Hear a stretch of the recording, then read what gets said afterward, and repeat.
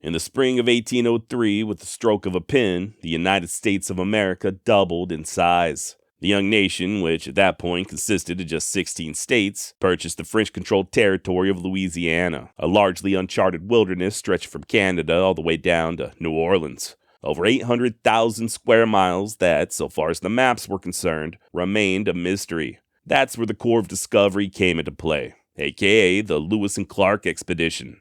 All total, the Corps of Discovery would travel some 8,000 miles, navigating their way up the Missouri before turning west and crossing the Rockies. If all went as planned, they would locate an all-water route linking the Missouri River to the Pacific Ocean and return as national heroes. Sounds great in theory, but life has a way of, well, getting in the way. And besides, before the Corps of Discovery could even think about turning west, they'd need to make it past the mighty Lakota, a tribe rumored to be both numerous and warlike. Who was Meriwether Lewis? How'd he and William Clark come to lead one of the most important explorations in all of U.S. history? How'd they choose the men who would accompany them? What sort of supplies would they bring along? How many venereal diseases would they contract? What about the rumors that they were told to keep their eyes peeled for woolly mammoths and a lost tribe of Welshmen? And what exactly became of Lewis and Clark after the expedition? What about Sacagawea and Clark's slave York? Join me today as we discuss all that and more, including that famous air gun. Yeah, an air gun. My name's Josh, and this is the Wild West Extravaganza.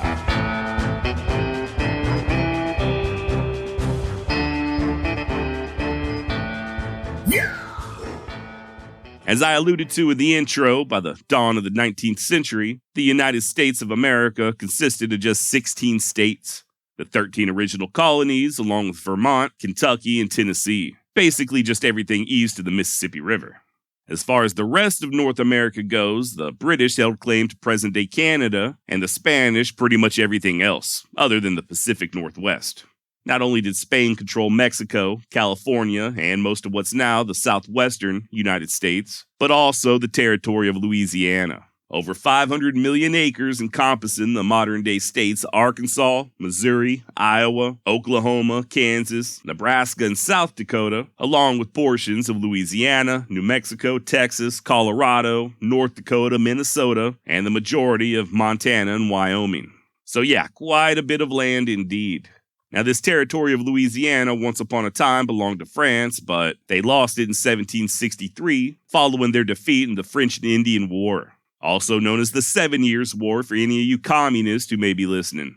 That being the case, even though Spain technically owned the territory of Louisiana, it was still mostly populated by the French, especially in places like New Orleans and St. Louis.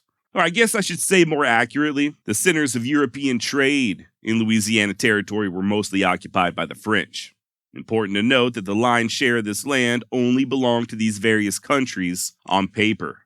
In fact, the interior of what's now the United States was dominated by a wide array of indigenous peoples and cultures, tribes who would, for the most part, continue to fiercely protect their land for decades to come.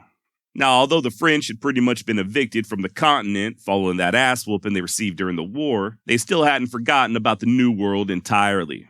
Much like a jilted lover who begins texting you all of a sudden years after a breakup, France was still keen on getting Louisiana back. And truth is, they were successful. Partly due to Spain being in dire financial straits, they were pressured to trade the entirety of Louisiana back to France in exchange for a new territory on the Italian peninsula. Sounds like a pretty raw deal to me, but hey, I'm sure it made sense at the time. Unfortunately for France, they had bitten off a little more than they could chew. Not only had Napoleon recently lost over 10,000 troops in Haiti, but the drums of war were once again beginning to beat throughout Europe. As such, once the United States heard about Spain giving Louisiana back to France, they came offering to buy the port city of New Orleans for a cool 10 mil. Much to the American surprise, France then offered to sell the entire damn Louisiana territory for an extra 5, bringing the total to $15 million, or roughly 4 cents an acre. And holy shit, would I love to find some land for 4 cents an acre. Needless to say, U.S. officials jumped at the opportunity and the deal was finalized on April 30th, 1803. And yeah, just like that, the United States nearly doubled in size, stretching her western border from the Mississippi River Valley clear on to the Rocky Mountains. Still though, like I said earlier, this was just on paper. Although Spain had indeed ceded Louisiana back to France, they weren't all that happy about these greasy Americans getting their hands on it, and in the years that followed, there would be many a boundary dispute, with some even going so far as saying that the entire Louisiana Purchase was illegal. You see, not only were the Spanish worried about a mass migration of Norte Americanos flooding into their former territory, but more than anything else, they were concerned about being cut out of the lucrative fur trade. I cannot stress how important of a commodity fur was back in the early 19th century.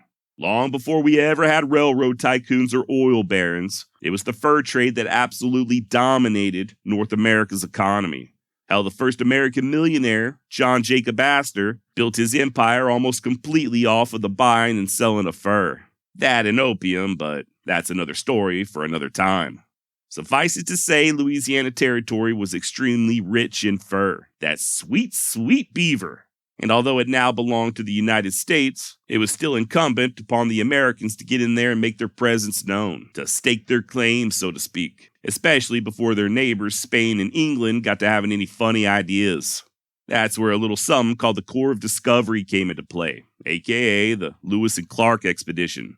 They were to explore this newly purchased territory, establish a good relationship with the natives, and above all else, hopefully, fingers crossed, find an all-water route that would link the eastern United States to the Pacific coast.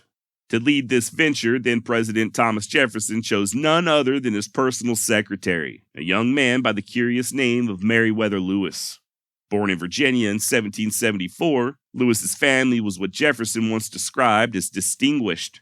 One of Meriwether's great uncles sat on the King's Council, and yet another had married the sister of George Washington. Even the family home where Meriwether grew up, a tobacco plantation known as Locust Hill, was just a stone's throw away from Jefferson's Monticello. That being the case, he and the future president would, in time, come to form an almost father and son-like bond.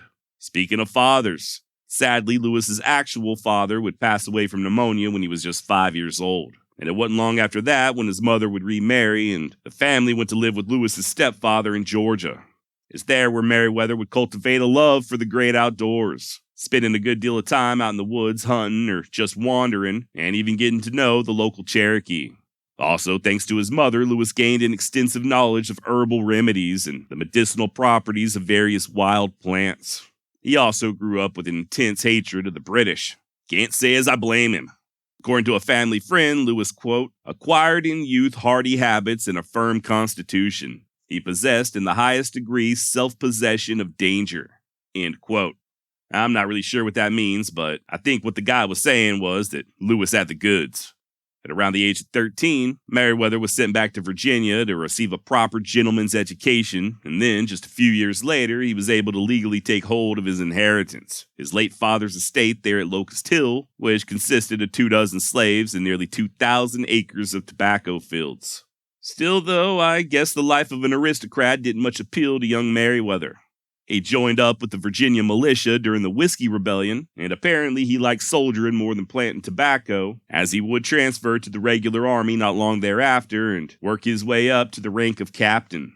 Over the next few years, Lewis would mostly serve in the infantry, but by the spring of 1799 he was appointed as a regimental paymaster, a duty that would see Lewis spend quite a bit of time on what was then the frontier, in far-off exotic places like Ohio and Detroit. Hey, we'll get back to the story in just a moment, but real quick, today's episode of the Wild West Extravaganza is brought to you by my friends over at HelloFresh, America's #1 meal kit. Look, we all know home-cooked meals are the way to go, but we don't always have time to pull it off. Trust me, I get it. You just spent a long day at work being treated like a borrowed mule. You're tired. You just want to go home and sit back and watch your stories, but no. Instead, you got to make a last-minute run to the grocery store and then fight traffic on your way home, then get everything prepped. Meanwhile, the kids are screaming in your ears and your gout's starting to flare up. It's a big hassle, but thankfully, it doesn't have to be that way any longer. With HelloFresh handling all of the meal planning, all of the shopping, and most of the prep, it's easier than ever to get dinner on the table, quickly and painlessly. That's right, no more endless searching for recipes or spending money on a whole jar of spices when all you need is just a little pinch. With HelloFresh, everything you need to make delicious meals comes right to your door, pre-portioned and fresh, along with the included step-by-step recipe cards to make cooking simple. And it really does come fresh, by the way. I was actually very pleasantly surprised at the quality of the produce. And just an FYI, it's not just for dinner. I don't know about you, but I'm a big fan of breakfast. And me personally, I'm also a big fan of HelloFresh's peanut butter and cheery Belgium waffles. Ooh, I'm getting hungry right now just thinking about them. And don't worry, if waffles don't get your engine revving, there's plenty of other options. Everything from grilled cheese tacos to sweet potato chorizo patties and more. They even got bacon apple breakfast pizzas. And what's more, HelloFresh is now offering listeners of the Wild West Extravaganza free breakfast for life. Check it out. For free breakfast for life, go to HelloFresh.com/freewildwest. One free breakfast item per box while subscription is active. That's free breakfast for life just by going to HelloFresh.com/freewildwest. Now, let's get back to the story. Now, although Lewis did garner one hell of a reputation as both a soldier and an officer, he was still prone to being somewhat of a hothead, and, let's be honest, a little thin-skinned. Also, didn't help matters none that he had developed a taste for liquor. Matter of fact, Meriwether would face a court-martial in 1795 after drunkenly challenging a fellow officer to a duel. A charge that he was later acquitted of, but still, the dude was not one to back down, especially after he had a few drinks under his belt. Now, speaking of Lewis's disposition, there was another trait, other than his love of booze, that, according to some, seemed to run in the family. Per Thomas Jefferson, Meriwether suffered from quote-unquote hypochondriac affections, or what we would now describe as depression. While this affliction doesn't seem to have slowed Lewis down much in his youth, it would come to greatly haunt him in his latter years. More on that in a bit, but for now, I want you to imagine that it's March 1801, and Thomas Jefferson has just been elected as the nation's third president. Remember, Jefferson and Lewis's family were neighbors in Virginia and went back quite a long ways.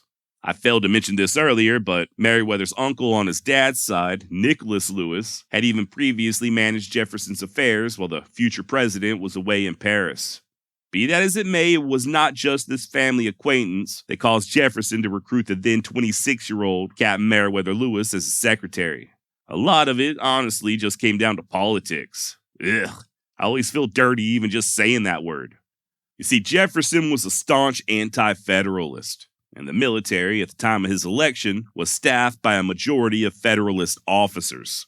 Seeing as how one of his first goals as president was to reduce the size of the army, he, Jefferson, would need someone he could trust like Lewis, who also happened to have an intimate knowledge of the officer ranks. In other words, Meriwether's initial job was to help the president decide which officers got the proverbial axe. Now, whether or not Jefferson had already settled on Lewis to head west and recon the territory of Louisiana back in 1801 is unclear. What we do know is that Meriwether would spend the next 2 years living with and working in very close proximity to the president. And yeah, at some point in 1802, even before the big purchase, they would begin to hash out their plans to explore Louisiana. The expedition, like I said, officially known as the Corps of Discovery, would head up the Missouri River to present-day North Dakota and continue following it west to its source. From there, they would cross the Continental Divide, hopefully via water, and head down the Columbia River all the way to the coast. And I say via water because more than anything else, the chief mission of the Corps of Discovery was to locate an all-water route that would link the United States to the Pacific Ocean. This was a big deal. Not only would it be huge for commerce and solidify America's control over Louisiana, but let's be honest, who doesn't love to float the river, right? Nice sunny day, just lounging in an inner tube, bobbing up and down with the waves. Ice chest of cold beer floating next to you. Maybe some girls with questionable morals, wearing next to nothing. With an all-water route to the West Coast, President Jefferson could literally float the river from the Atlantic all the way to the Pacific, and not even have to get out to use the restroom. No. I honestly do not know if President Jefferson liked to go inner tubing. Truth is, an all-water route, in addition to being a boom for commerce and solidifying America's control of Louisiana, would also strengthen U.S. claims to the lands beyond, aka the Pacific Northwest, or what we now know as the states of Oregon and Washington. And yeah, there is an R in Washington. I guess back in those days, the theory was that the Missouri and Columbia rivers were somehow connected, possibly by a large lake up in the Rocky Mountains. President Jefferson assumed that whoever controlled this hypothetical cross-continental river would also dominate trade and transportation throughout all of North America. In addition to all of this, the Corps of Discovery was to also establish friendly relations with the various indigenous tribes that they would encounter. Once again, this was mostly with commerce in mind. Remember what I said earlier about the fur trade. There was big money in beaver, and the United States was hoping to steal native trade away from the English. That said, Captain Lewis was to also learn and record as much as he could about these indigenous cultures, their languages and religions, relationships with other tribes, stuff like that. He was to inform them about the recent Louisiana Purchase and convey the size and strength of the U.S. government. And hopefully, even compel a few of their leaders to travel to Washington, D.C. and meet with Jefferson. Maybe even do a little bit of river floating. Then there were the scientific aspects. Along the way, Lewis was to map the rivers, take careful observations of latitude and longitude, explore any and all new animal species, describe the flora and fauna and various minerals, and of course, ascertain what land was hospitable to farming. By the way, as far as my source material while researching this series, I did lean heavily on Stephen Ambrose's Undaunted Courage. This is one of my absolute favorite nonfiction books of all time. If you're looking to go on a real deep dive of all things Lewis and Clark, I cannot recommend Undaunted Courage enough. Then there's the actual journals that were kept by the captains and a few of the other men. I have not read each and every entry into these man diaries, but I did consult them more than a few times. If you're interested, you can check the journals out for free at lewisandclarkjournals.unl.edu. Finally, if by the time we're done with this series, your itch has still not yet been scratched and you're hankering for some more Corps of Discovery goodness, you'd be doing yourself a favor by checking out the Explorers podcast. Host Matt Breen does some excellent work, and I found his 8-part series on the expedition to be extremely thorough. Links to all of this down below in the show notes. Now, like I said, Lewis was already living with President Jefferson prior to the Louisiana Purchase, and they had even already began planning the expedition. Once the purchase was finalized, however, and Lewis was officially designated as the Corps of Discovery's leader, that's when the preparations really accelerated. For the better part of the next year, Lewis underwent a crash course in all things scientific, studying maps, geography, history, botany, cartography, a lot of other words that I don't really know what they mean. He had to learn how to use special tools like a sextant and octant, in addition to learning how to properly identify and label plants and animals with all them fancy Latin terms. And this would not be a solo venture. Joining Meriwether as a co-captain would be an old army buddy of his by the name of William Clark. And I say co-captain, but in reality, Clark was only given the official rank of first lieutenant. That said, as far as the men of the expedition were concerned, he was Captain Clark. Even Lewis addressed him by the rank of captain. For all intents and purposes, Lewis and Clark were co-commanders for the Corps of Discovery, and I'm not aware of any instance along the way where Lewis had to pull rank. The way these guys worked together, just seemingly without friction, it damn near borders on the unbelievable. But they did make it happen, Captain.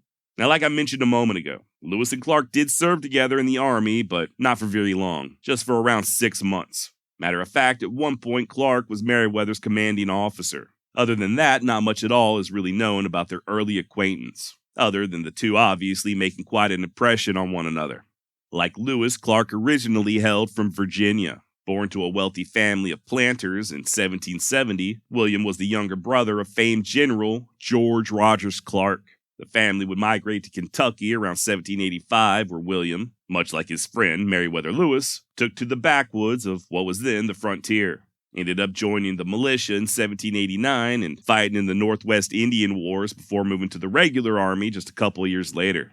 By all accounts, William Clark was beyond competent as an officer, but his career in the military would sadly be cut short due to health reasons. What historians now think was most likely reoccurring bouts with malaria.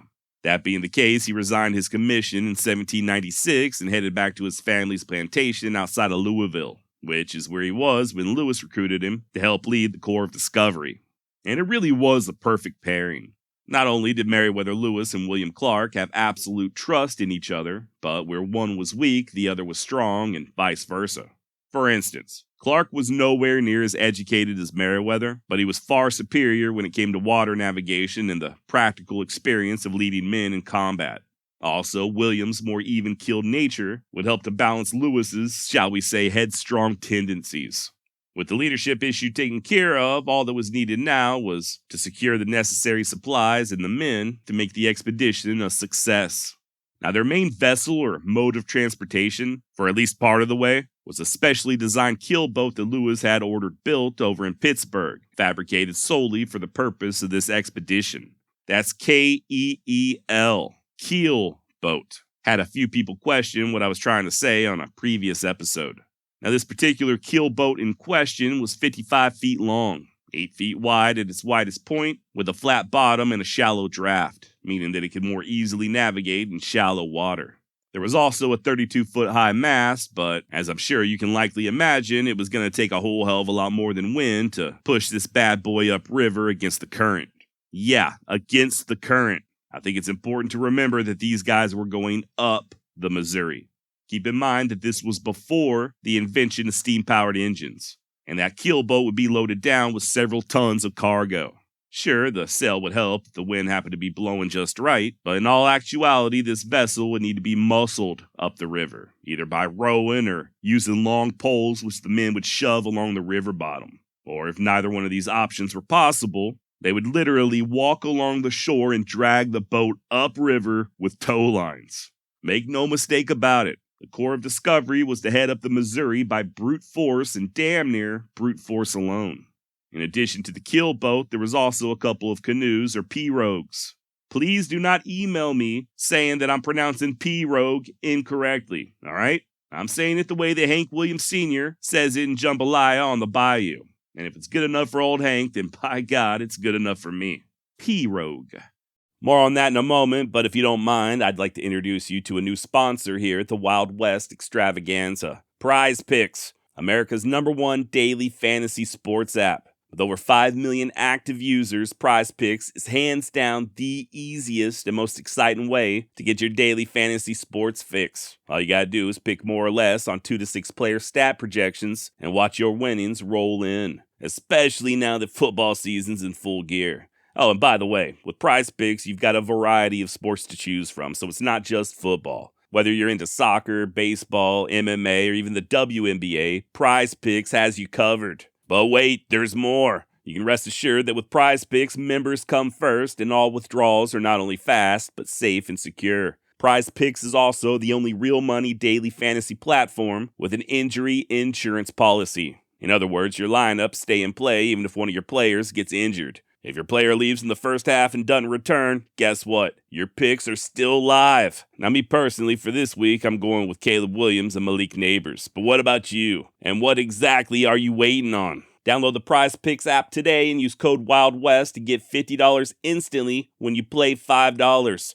That's code WILDWEST on Prize Picks to get $50 instantly when you play $5. You don't even need to win to receive the $50 bonus. It's guaranteed. One more time, code Wild West on Prize Picks. Link down below. Prize Picks. Run your game. Now, back to the story.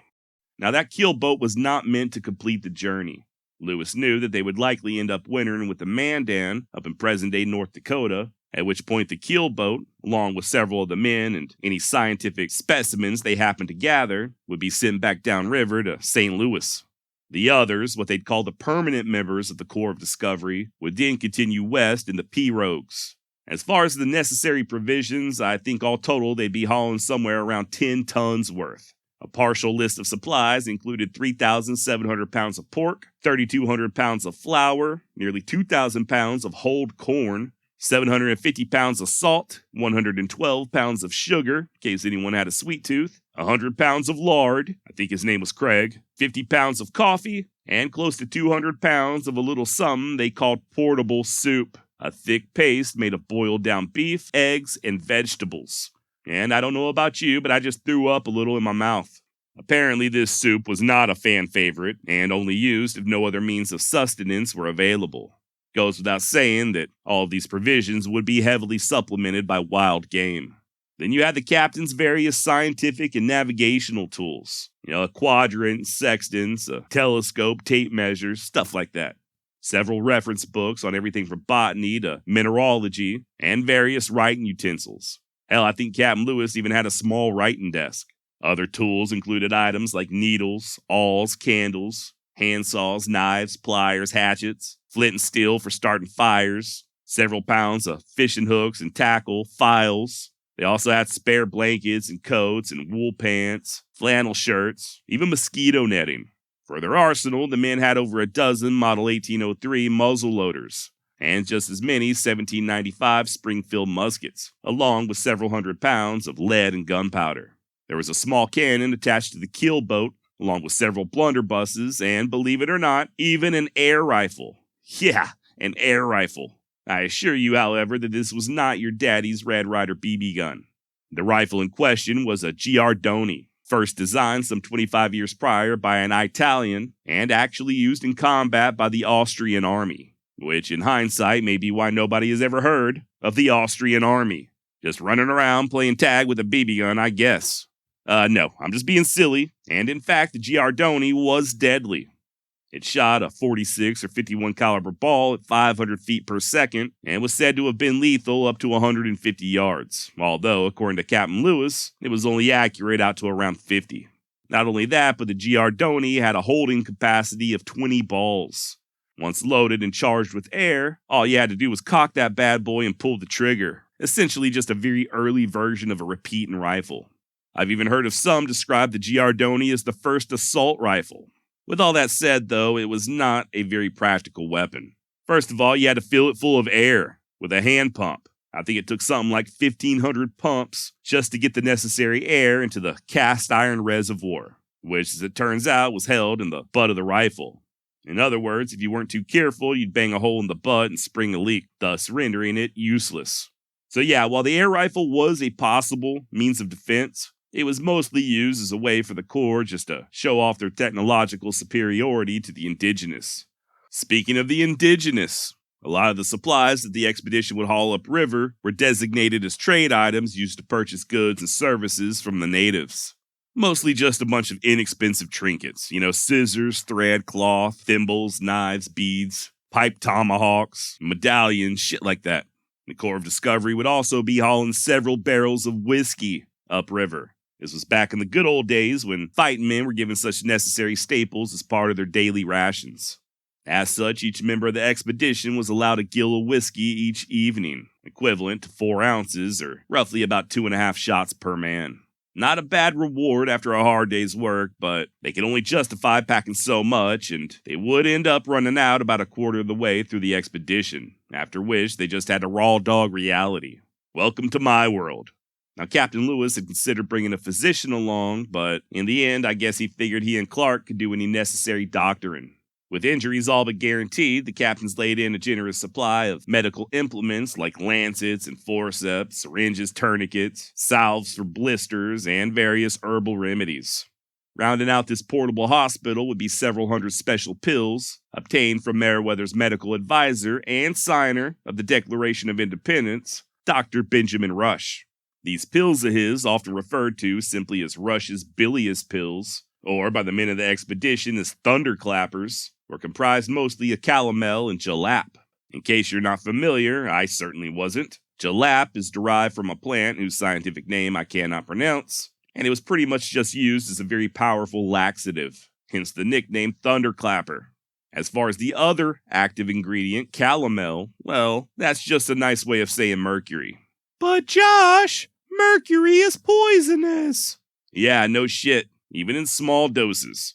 Sadly, this was not known back in the early 19th century, and mercury was a common treatment for everything from the yellow fever to insanity, and even syphilis all the way up to the invention of penicillin.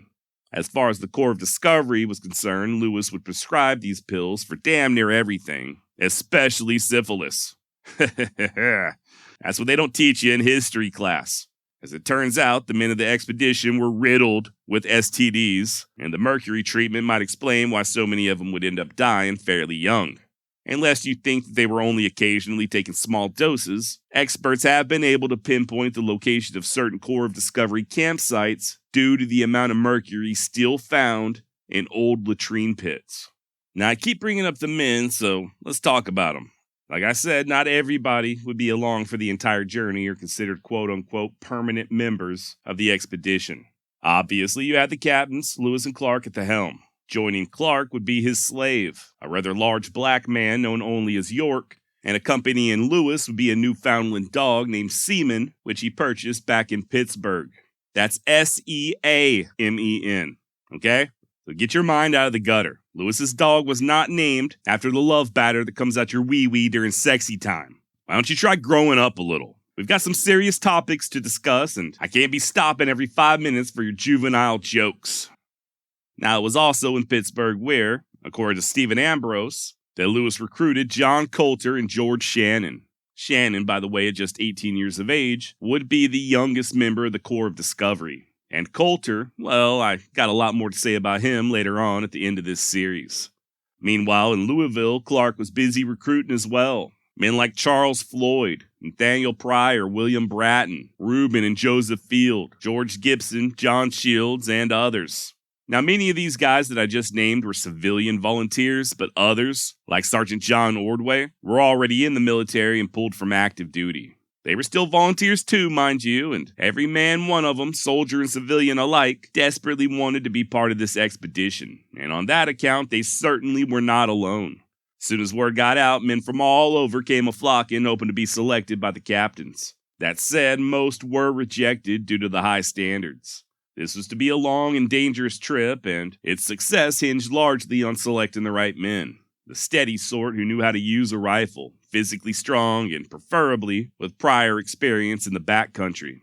One of the men, Alexander Willard, would later boast that his, quote, fine physique enabled him to pass the inspection for enlistment that more than 100 others failed, end quote. Now, the Corps of Discovery would have its official swearing in on the 31st of March, 1804. There were 3 sergeants, the aforementioned John Ordway, Charles Floyd, and Nathaniel Pryor. They, along with 22 privates, were the so-called permanent members, the ones designated to make the entire trip to the Pacific and back. Joining them would be the expedition's official interpreter, a guy by the name of George Drewer. Part French-Canadian and part Shawnee, Drewer was not only an experienced backwoodsman but fluent in several native dialects, including sign. By the way, I'm relatively certain that I am not pronouncing his name 100% correctly. It is French, spelled Drouillard, and apparently the D is silent. I went back and forth on whether to use Drewer or Drouillard, so you may end up hearing a mixture of both during this series. The non-permanent members of the expedition consisted of Corporal Richard Worthington and 6 privates who would only go so far as the Mandan villages and then return to St. Louis with the keelboat. And finally, there were around a dozen or so French engages or voyageurs. These guys were designated as boatmen or pretty much just hired labor. And just like Worthington, they'd only travel as far as the Mandan villages before returning home. I'm getting ahead of myself, though. Just to ensure I'm not confusing anyone, myself included, let's just take a real quick look at the timeline of 1803. The Louisiana Purchase occurred on April 30th. Remember, Jefferson and Lewis had already begun planning the expedition prior to the purchase, and by July, Lewis was already in Pittsburgh seeing to the construction of that keelboat. As soon as it was finished in late August, Lewis would take it down the Ohio River to Clarksville, Indiana, just across the river from Louisville, where he links up with William Clark. They, along with several recruits, leave together on October 26, once again via the Ohio River, all the way to the Mississippi, which they then follow up to St. Louis. It's there at St. Louis where Meriwether would be dropped off as Clark and the others traveled to their winter quarters at a place called Camp Dubois, arriving on December 12th. Now, Camp Dubois was about 25 miles upriver from St. Louis, where the town of Wood River, Illinois now stands, and directly across from where the Missouri River meets the mighty Mississippi. It's there where the Corps would spend the winter of 1803 and 1804, training and finalizing preparations under the leadership of Captain Clark, as Meriwether remained in St. Louis tying up loose ends. You know what they say about idle hands, though, right? I mean, there's only so much training and drilling and shooting practice that a man can do in one day. To once again quote the great Stephen Ambrose in his excellent book, Undaunted Courage, these young heroes were in great shape, strong as bulls, eager to get going, full of energy and testosterone, and bored. So they fought and drank and fought. End quote. There were a few issues with insubordination, but it was mostly just minor stuff. You know, men sneaking off to get drunk when they were supposed to be out hunting, stuff like that. At one point, however, two of the recruits, John Coulter and John Shields, did threaten to kill Sergeant Ordway. Remember, although some of these men were civilians prior to volunteering, they were now under military command and thus subject to military discipline. And where they were headed, a lack of discipline could literally mean the difference between life and death. That being the case, both Coulter and Shields were placed on trial for mutiny, found guilty, and summarily executed via firing squad. Still not satisfied with the punishment, Captain Clark then had each man's head severed and placed on pikes outside of the main gate of Camp Dubois. Once the expedition got underway, these heads would decorate the front of two of the pirogues. Shields' skull was lost somewhere over the Great Falls of the Missouri, but Coulter's would make it all the way to the West Coast and back, and it survives even to this day, although its exact location is unknown. Apparently, it was purchased by American businessman Samuel Prescott Bush sometime around the turn of the century, and his son, Prescott Sheldon Bush, grandfather to George W., would take it with him to Yale College in 1913, where, using Coulter's skull, he helped to found the secretive Skull and Bones Society. The Grizzly Trophy would go missing during World War II, but resurfaced in the 1970s at a museum in Copenhagen, of all places. Not long thereafter, it was bought by an unnamed collector, and so far as anyone knows, it is still out there somewhere. And no, absolutely none of that is true. Coulter and Shields would threaten to kill Sergeant John Ordway, but there is no record of either one of them being punished for doing so. They were indeed tried for mutiny, but according to the captains, Coulter and Shields did ask for forgiveness and promised to do better in the future, and I guess that was enough. Others would not be so lucky once the expedition got underway. Speaking of which, the big event came on May 21st, 1804. A week earlier, Clark and the others had met up with Captain Lewis at St. Charles, Missouri, and it's there where they departed, bound for the great unknown. No sooner had the oars hit the water when Private William Bratton jokingly asked, "Are we there yet?" The men all chuckled as Captain Lewis put on a mixtape he had compiled special for the expedition, consisting mostly of songs like Life is a Highway, Willie Nelson's On the Road Again, Bohemian Rhapsody, and of course the classic I Will Sell My Vessel by Garth Brooks. And no, I did also make that up. I don't think any of those songs existed in 1804. But can you imagine just how annoying that would be? Also, I got to imagine that at least one of the men was trying to play whatever the 19th century version of Slug Bug was, for the others threatened to throw his ass overboard. And those French boatmen were for sure singing, Alouette, jante, alouette, alouette, jante plumeret. No wonder they got sent home early. Now, just a moment ago, I mentioned that the expedition was heading into the great unknown, but that's not exactly accurate. I do think this is worth discussing because there seems to be two prevailing and contradictory narratives. One is that Lewis and Clark were the first people to ever see or travel over any of the land they ended up traversing on their way to the Pacific. The other is that the area had already been extensively explored prior to the expedition, and that the Corps of Discovery didn't really accomplish much of anything as far as discovery goes. As always, the truth lies somewhere in the middle. First of all, I do think this goes without saying, but there were hundreds of thousands of Native Americans who called the Territory of Louisiana home. They and their ancestors were, without a doubt, the first to discover mountain passes and rivers and other landmarks. They knew about the wonders of the Great Falls and Yellowstone and Yosemite for thousands of years before Europeans ever dreamed of showing up. As you'll soon hear, if it wasn't for the knowledge possessed by these tribes, and in many cases the help they provided, there is a very good chance that the entire expedition would have been a failure. Oh, and by the way, by the time the Corps of Discovery began, there were Native Americans living along the Missouri River and there on the Great Plains who had already traveled to Europe and back. In many ways, they had traveled more extensively and experienced more culture and refinery than either one of the learned captains. Now, as far as what the rest of the world knew, thanks to James Cook and his 1780 voyage, there was a pretty decent idea as to the overall size of North America. Also, the Columbia River had been somewhat explored as recently as 1792 by American merchant Robert Gray. No relation to Christian Gray. By 1803, it was just the interior of North America that remained a huge blank spot on the map. And even then, some of these blank spots were filled in prior to the Corps of Discovery taking off in 1804. Remember, the Spanish had explorers as well. Then there was the French and bloody British up there in the frozen wastelands of Canada, slowly working their way down south. Hell, the Vérendrye brothers out of Quebec were most likely the first ever Europeans to see the Rocky Mountains, and that was back in the 1740s, in present-day Wyoming, 6 decades before Lewis and Clark. In the years that followed, many a Canadian fur trader had ventured on past the Great Lakes and into the Dakotas, while still others made a similar trip north up the Missouri. That being the case, the Corps of Discovery would encounter white traders living among several tribes along the Missouri River in the fall of 1804, some of whom had already been as far west as the Black Hills. Furthermore, thanks to these traders, before even setting off from St. Charles, the captains already knew that they would encounter the Lakota and Hidatsa and the Mandan further upriver. And it was from the Mandan and Hidatsa that they learned about what lay before them in present-day Montana. You know, the falls of the Missouri and the Rockies and other tribes like the Assiniboine and Shoshone. So yeah, Lewis and Clark weren't exactly starting this journey blind. Even the Rocky Mountains had already been crossed by Europeans, albeit much further to the north. Back in the early 1790s, a British explorer by the name of Alexander Mackenzie had traveled from northern Alberta, west across the Divide, all the way to the Pacific in present-day British Columbia. And full disclosure, this wasn't even the first time that the United States had attempted such a venture.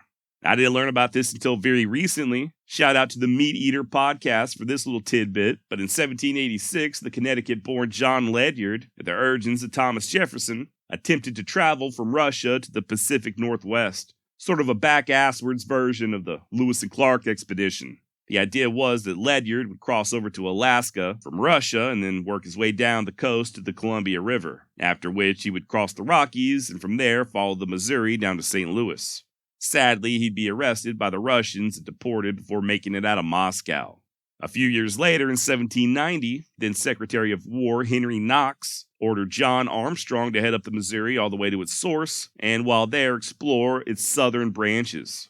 Unfortunately, due to poor planning and a lack of adequate supplies, this secret expedition never made it further than St. Louis. Then, just 2 years later, Thomas Jefferson was planning on sending botanist Andre Michaud up the Missouri with similar goals. Much like with Armstrong, however, this venture ended up dead on the vine before it even started. I don't really know all the particulars, but if I'm not mistaken, Michaud ended up being a damn French spy. So yeah, Lewis and Clark were certainly not the first people to attempt such a feat, nor would they be the first white people to ever cross the Rockies or to even set foot in the Pacific Northwest. That said, they were the first in many other aspects. They did make significant scientific discoveries. They were the first contact for more than a few tribes, and they really did blaze a trail that, in my opinion, helped open up the rest of the American West for everyone else. In a lot of ways, I do consider the Lewis and Clark expedition to be the genesis of the so-called Wild West. I mean, this was decades before guys like Jim Bridger or Hugh Glass or Jed Smith. And after nearly 8,000 miles across a mostly uncharted territory, many of those aforementioned blank spots on the map were indeed filled in thanks to the Corps of Discovery. Also, they weren't even back in St. Louis before the first trickle of American fur trappers began following in their wake. And by the way, just because there were certain things, air quotes, known about these western lands and their inhabitants, doesn't necessarily mean that the information was accurate. For instance, earlier I mentioned how Mackenzie had crossed the Rockies some 3 decades prior. Well, it just so happens that the area he crossed was relatively low, just around 3,000 feet. This gave many people, Jefferson and Meriwether Lewis included, the false idea that the Rockies were around the same size as the Appalachian Mountains. In truth, when it came time for the Corps of Discovery to first cross the Continental Divide, they would do so at an elevation of over 5,000 feet. And then, no sooner were they across, that they came face to face with the Bitterroot Mountains. And let's not forget about the woolly mammoths. Although not a total and complete mystery, so little was known about these western lands that President Jefferson thought that the men of the expedition might just encounter giant mastodons. He also thought they would possibly bump into the lost tribe of Israel, and that the Mandan were descended from the Welsh. I shit you not. And Jefferson was not alone with these ideas. Dr. Rush, the guy that had provided Lewis with those mercury pills, also gave him an extensive and, in my opinion, intrusive list of things to study when it came to the natives. Everything from their rest and pulse rate to what age females began menstruating, and even whether or not any of their religious ceremonies resembled those of the Jewish people. Why they thought that there was a lost tribe of Israel out west, I do not know, but apparently this was a commonly held belief. So yeah, while there were certain things that were known about the territory of Louisiana, there was also quite a bit of mystery. Of course, like I mentioned earlier, none of that amounted to a hill of beans if they couldn't get past the great Sioux Nation without losing their scalps. Word had it that the Lakota were not only numerous along the river, but hostile to boot, what some had already taken to calling the pirates of the Missouri. They were for sure going to demand a toll for crossing through their territory. That much was a given. Only question was, would Captains Lewis and Clark be able to afford it? Believe it or not, the Lewis and Clark expedition was nearly over before it even really got started. On May 23, 1804, just 2 days after leaving St. Charles, Captain Meriwether Lewis was walking along the river bank when he slipped off a rock overhang and nearly plunged 300 feet to his death. As it were, he was able to catch himself, quote, with the assistance of his knife, end quote, and climb back to safety. I wish I knew more about what happened, but that's literally all that we know. That he caught himself with the assistance of his knife. Hell, Lewis doesn't even mention it at all in his journal, and Clark only devoted 2 sentences to the entire ordeal. This lack of information would be a frustrating reoccurrence throughout the entire expedition, and especially the following day when they paid a visit to Boone's settlement. Founded in 1799 by the great Daniel Boone himself, Boone's settlement was a small community of Kentuckians living in present-day St. Charles County, Missouri. If I'm not mistaken, this would have been around where the town of Defiance now stands, but I could be wrong. Double check me on that one. Although the Corps of Discovery did come ashore, there is no record of them actually meeting the legendary Daniel Boone. You'd think that if they did, someone would have mentioned it, but alas, there is no record in existence. At that time, Boone would have been around 70 years of age, and to this day, there are rumors that he had, at some point, made it all the way west to the Yellowstone River. Not sure how true these stories are, but one would assume that a fledgling explorer like Meriwether Lewis would, at very least, want to pay his respects. Who knows, maybe Boone just wasn't home that day. As the expedition departed and continued to push on up the Missouri, they began to learn just how daunting of a task it was moving against the current, especially in an extremely heavy and hard-to-maneuver keelboat. How the men would oftentimes have to scurry from one side of the vessel to the other just to redistribute weight as they dodged floating logs, sandbars, and other such obstacles. Then there was the manual labor aspect, the constant rowing or towing that it took to muscle several tons upriver. And if all that wasn't bad enough, they soon found themselves under attack from a variety of insects, up to and including ticks, gnats, and the ever-present mosquitoes, or skeeters as Captain Clark liked to call them. Tossed in the murky waters of the Missouri, along with a diet lacking any semblance of fresh produce, and these brave explorers soon began suffering greatly from a combination of dysentery and skin boils. Still, though, they pushed on, and by June 26 had made it into present-day Kansas, where the captains had to deal with their first serious case of insubordination. It seems that 2 of the men on sentry duty, Hugh Hall and John Collins, had broken into one of the whiskey barrels for a little midnight toot. A grave crime that saw him court-martialed and flogged. Luckily, they would later find their way back into the captain's good graces, much like Coulter and Shields back at Camp Dubois, and before it was all said and done, both Collins and Hall would eventually have creeks out west named after them. On the 4th of July, somewhere in present-day Atchison County, Kansas, Joseph Field got bit by a snake as the rest of the men celebrated the nation's 28th birthday. Thankfully, Field would survive, and he and everybody else got an extra ration of whiskey that evening. For America. About a week later, right around the same time that the Corps of Discovery eased into present-day Nebraska, Private Alexander Willard fell asleep while on sentry duty, earning himself 100 lashes to the back while doing so. Well laid on. Unlike Hall and Collins, Willard would not redeem himself, and he would end up getting sent back home later that fall with the French boatmen. Now, there ain't no 2 ways about it. 100 lashes is a pretty serious punishment. Men have died from far less. But then again, men have also died from falling asleep while on sentry duty. They and all of their companions. And yeah, as the expedition continued upriver, they just kind of fell into a routine. Each evening, Sergeant Ordway would dole out individual rations of either salt pork and flour or lard and hominy. There'd be no time to cook during the day, so they'd do so at night, eating about half and saving a portion for the next morning. Of course, this was all being supplemented as much as possible with fresh meat. George Drewer and a few of the others went out hunting each day, and when successful, the wild game they brought in replaced the salt pork and hominy. And as crazy as it sounds, they began meeting fellow white men headed downriver. The first bunch, a trio of trappers, had spent the previous year collecting fur on the upper Missouri. 4 days later, they ran into another party led by an older Frenchman named Pierre Dorian. Apparently, Mr. Dorian had been living among the Yankton people, married into the tribe, and was fluent in their language. As such, the captains persuaded Dorian to accompany them further upriver as an additional interpreter. By early August, the expedition made its way to where Council Bluff, Iowa now stands, and it's there where they met with representatives of the Oto and Missouri tribes, the very first natives that they had encountered since leaving St. Charles. After exchanging pleasantries, Captain Lewis gifted the warriors a bit of tobacco, flour, and pork, and they, in return, graced the expedition with a whole passel of watermelons. It's my humble opinion that the Corps of Discovery got the better of that deal. I do love me some watermelons. The next day, even more Oto and Missouri arrived, and once again, the captains handed out presents. This time, an entire bale worth of blankets, cloth, and various trinkets. The U.S. flag was ran up a pole as the sergeants led the men through a dress parade, just putting on a show for the natives. This spectacle was followed up by Lewis delivering what would come to be known as his standard speech, explaining that he was sent by the great chief of America and that the land where they stood now belonged to the United States. Furthermore, all of those who lived on said land, i.e. the Oto and Missouri, were bound to obey the commands of the great chief, President Jefferson.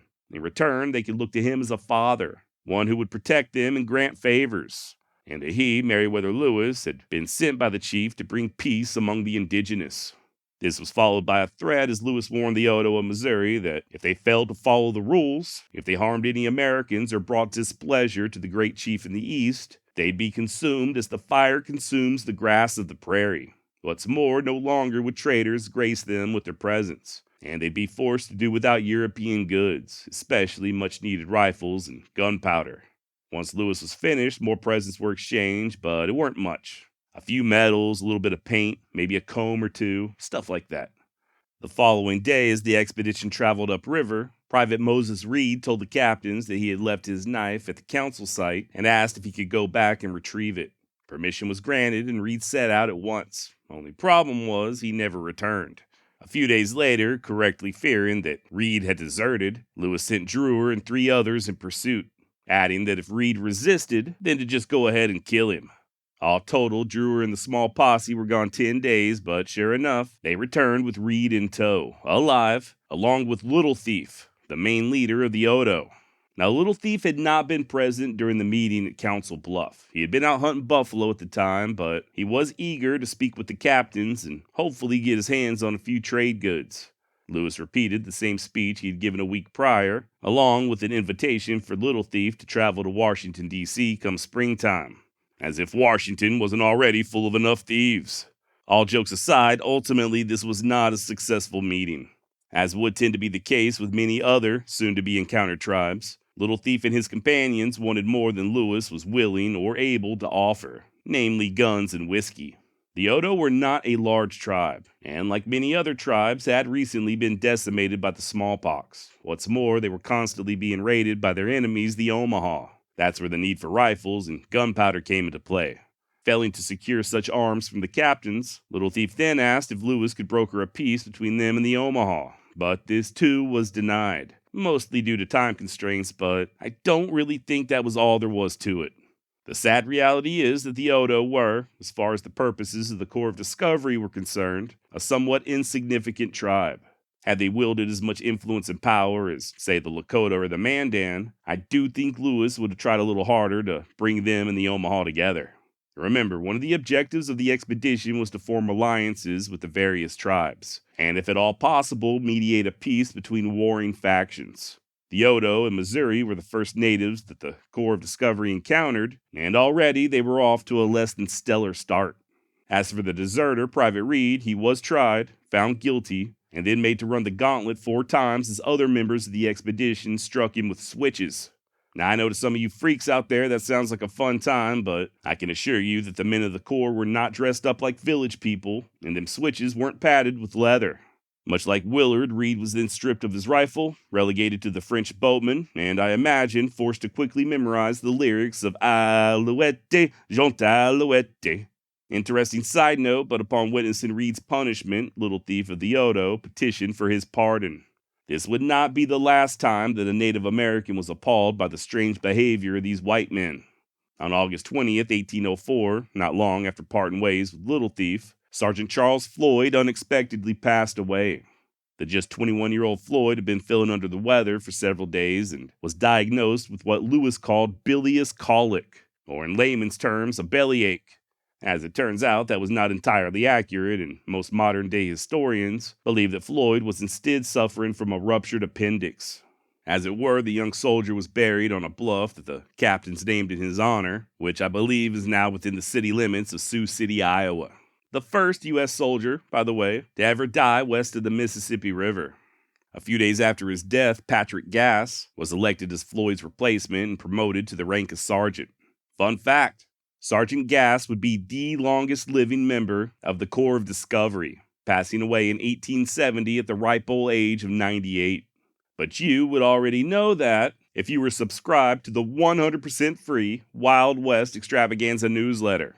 Head over there directly at wildwestjosh.substack.com. Or just head on over to my website, wildwestextra.com, and hit that newsletter tab up on the top. Like I said, it is 100% free.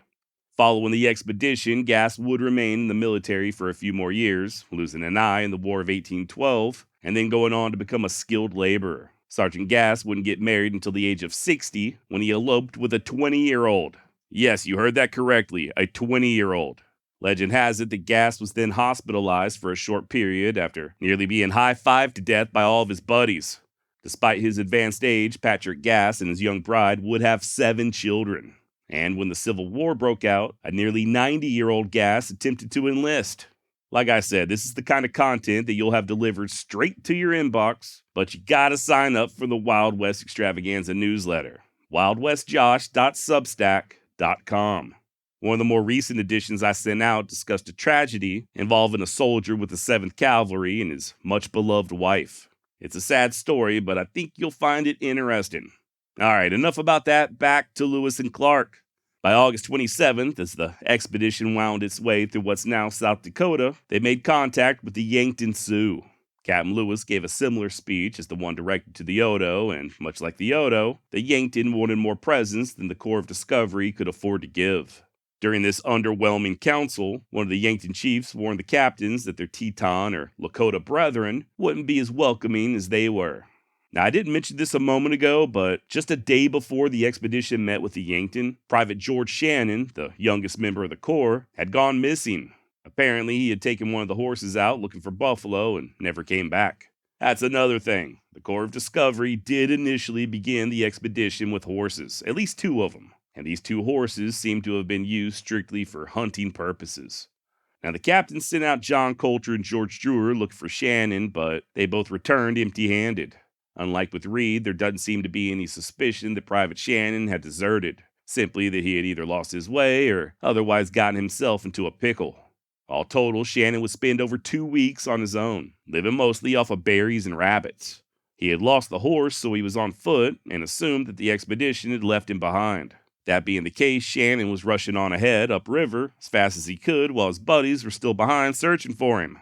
Finally, on September 11th, a half-starved Shannon just gave up and sat down on the banks of the Missouri, hoping to run across some French trappers headed downriver. And it's there the expedition finally found him. Skip ahead to the 24th of September, not far from present-day Pierre, South Dakota, and the Corps of Discovery lost their remaining horse to the Lakota. Apparently, John Coulter had taken it out hunting, and while he was in the process of hanging up some elk that he had just killed, some young warriors simply made off with the pony. These were the so-called Teton Sioux, the Brule band of the Lakota that the captains had been warned about. Now, those warriors who took Coulter's horse were told, in no uncertain terms, that the explorers were not afraid to fight if need be. Then, in a much more diplomatic maneuver, the captains told a little white lie and said that the horse was actually a gift for their chief. The following morning, there was a large council between the Lakota and the Corps of Discovery, and, well, let's just say things did not go as planned. For some unknown reason, the captains had left Old Man Dorian behind with the Yankton, so Lewis was struggling to make his words understood to the Lakota. Although Drewer spoke sign, he was also having difficulty conveying the captain's intent.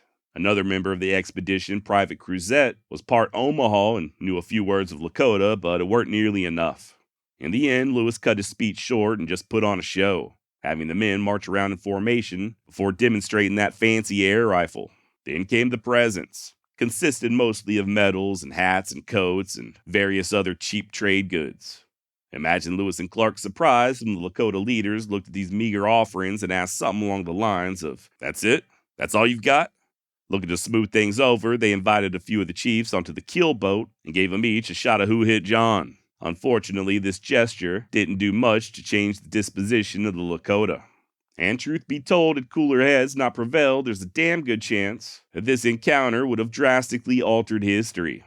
When the chiefs refused to leave the kill boat, Captain Clark and several of the men had to force them onto one of the pirogues. Once on shore, the Lakota grabbed a hold of the canoe and demanded more presents before they'd permit the expedition to continue on upriver. Clark refused, and one of the chiefs began dressing him down, questioning the lineage of his mother and calling him all sorts of names that don't necessarily take an interpreter to get the gist of. Finally, feeling personally insulted, Captain Clark drew his sword and ordered the men to ready their muskets. Back on the keel boat, Lewis did the same while also priming the cannon. Likewise, the Lakota on shore began to string their bows and notch arrows. To all involved, it seemed as if disaster was imminent. To quote the great Stephen Ambrose, "It was a dramatic moment. Had Lewis cried fire and touched his lighted taper to the fuse of the swivel gun, the whole history of North America might have been changed. Here's one possible scenario. The cannon roared, spitting out 16 musket balls. The blunderbusses roared, spitting out buckshot.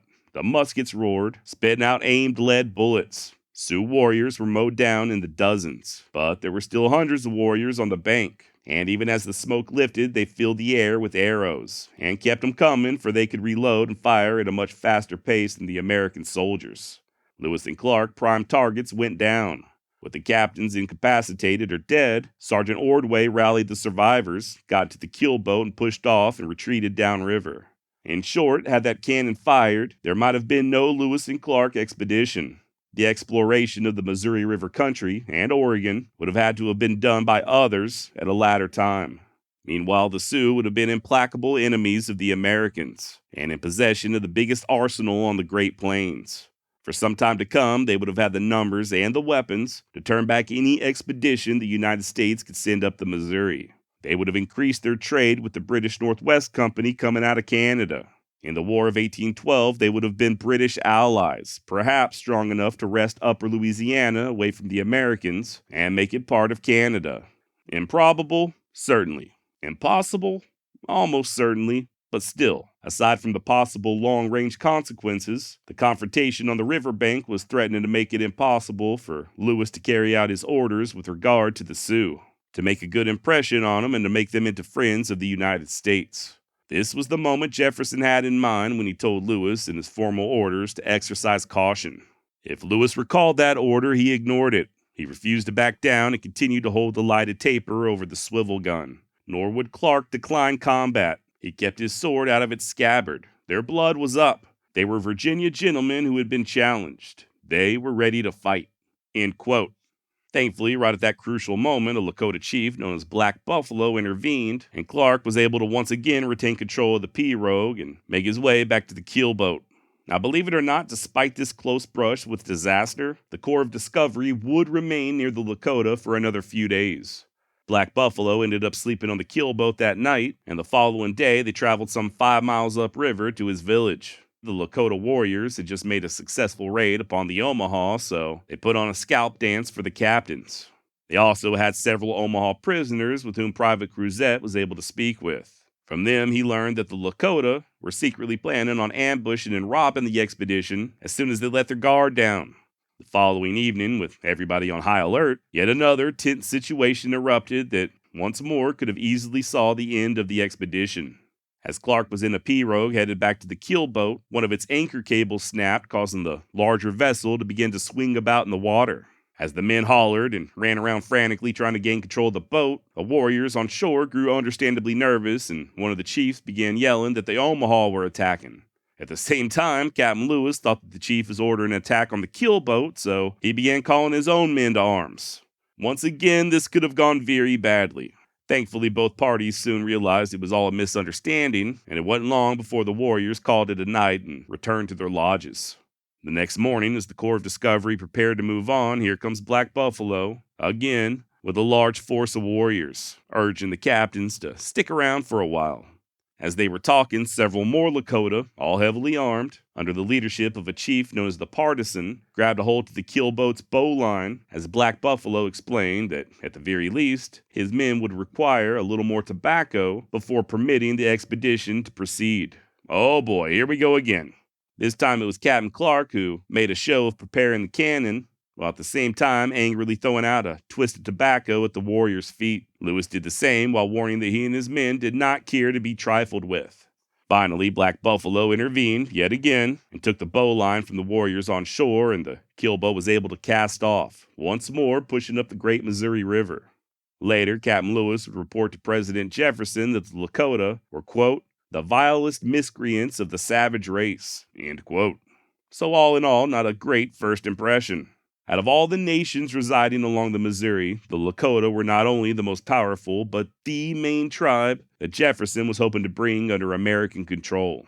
On that account, the Corps of Discovery had failed horribly, and in the meantime at least, any idea of an alliance was completely out of the question. Now, just for some historical context, keep in mind, first of all, when discussing any of these encounters between the Corps of Discovery and Native Americans, we only have one side of the story. All we know is what the men of the expedition recorded in their journals. And to quote historian James Ronda, Lewis and Clark, at this moment in time there on the Missouri River, were mere bit players in a drama larger and longer than they themselves understood. As far as the Lakota, as I mentioned earlier, they were at war with the Omaha.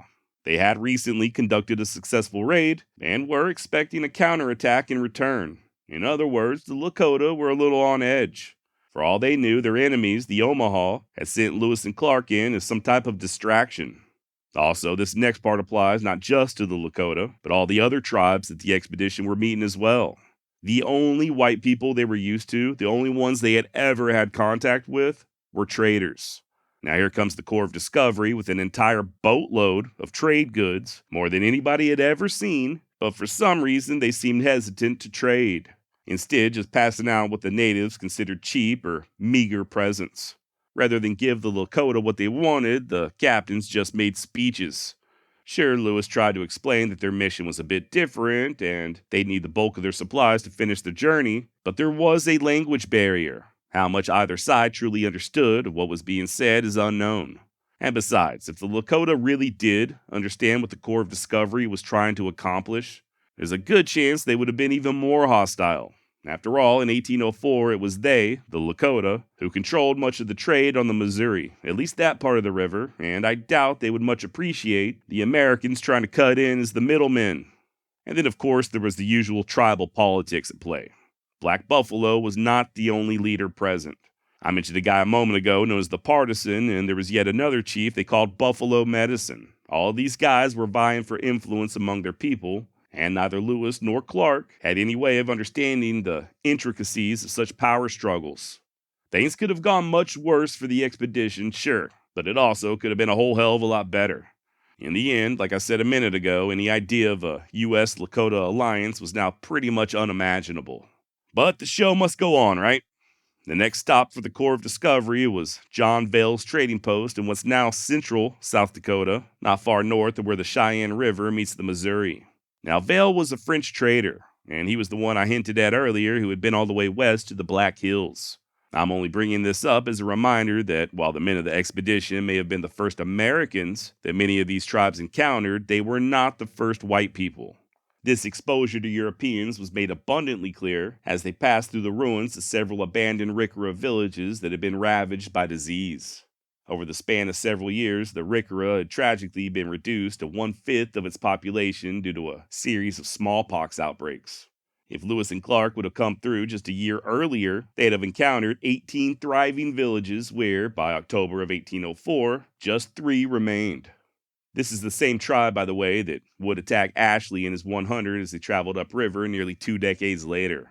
A fight dramatized in 2015's The Revenant, starring Leonardo DiCaprio. If you're interested, I do discuss that battle more in depth on the episode I did covering Hugh Glass, as well as part 1 of the Jim Bridger series. Links down below for both. Thankfully for the men of the Lewis and Clark expedition, the Riccara were not yet hostile, at least not towards them. And this may have been partly due to the presence of friendly traders Joseph Gravelines and Pierre Tabou, who were able to introduce the captains to the proper chiefs. What followed was a pretty typical exhibition of the sort that the Corps had already put on for the Odo and Yankton and attempted to put on for the Lakota. Lewis met with several of the Riccara leaders, and following a smoke, they began exchanging presents. This was followed by his trademark speech, which included urging the Riccara to make peace with their neighbors to the north, the Mandan. Then came the real fun as the mounted cannon was fired 3 times and Meriwether produced the air rifle. After this display of strength came even more presents. An entire bell worth of clothing, glass beads, combs, knives, tomahawks, baubles, widgets, foo-for-alls, gewgaws, you name it. Hell, the chiefs were even offered a little bit of whiskey, but they rebuked the captains for trying to give them something that would make them act a fool. Then, later on that evening, it was time for the rank-and-file members of the Corps of Discovery to have a little fun as well. Once again, per Lewis biographer Stephen Ambrose, quote, "The soldiers, meanwhile, enjoyed the favors of the Riccara women, often encouraged to do so by the husbands who believed that they would catch some of the power of the white men from such intercourse, transmitted to them through their wives." End quote.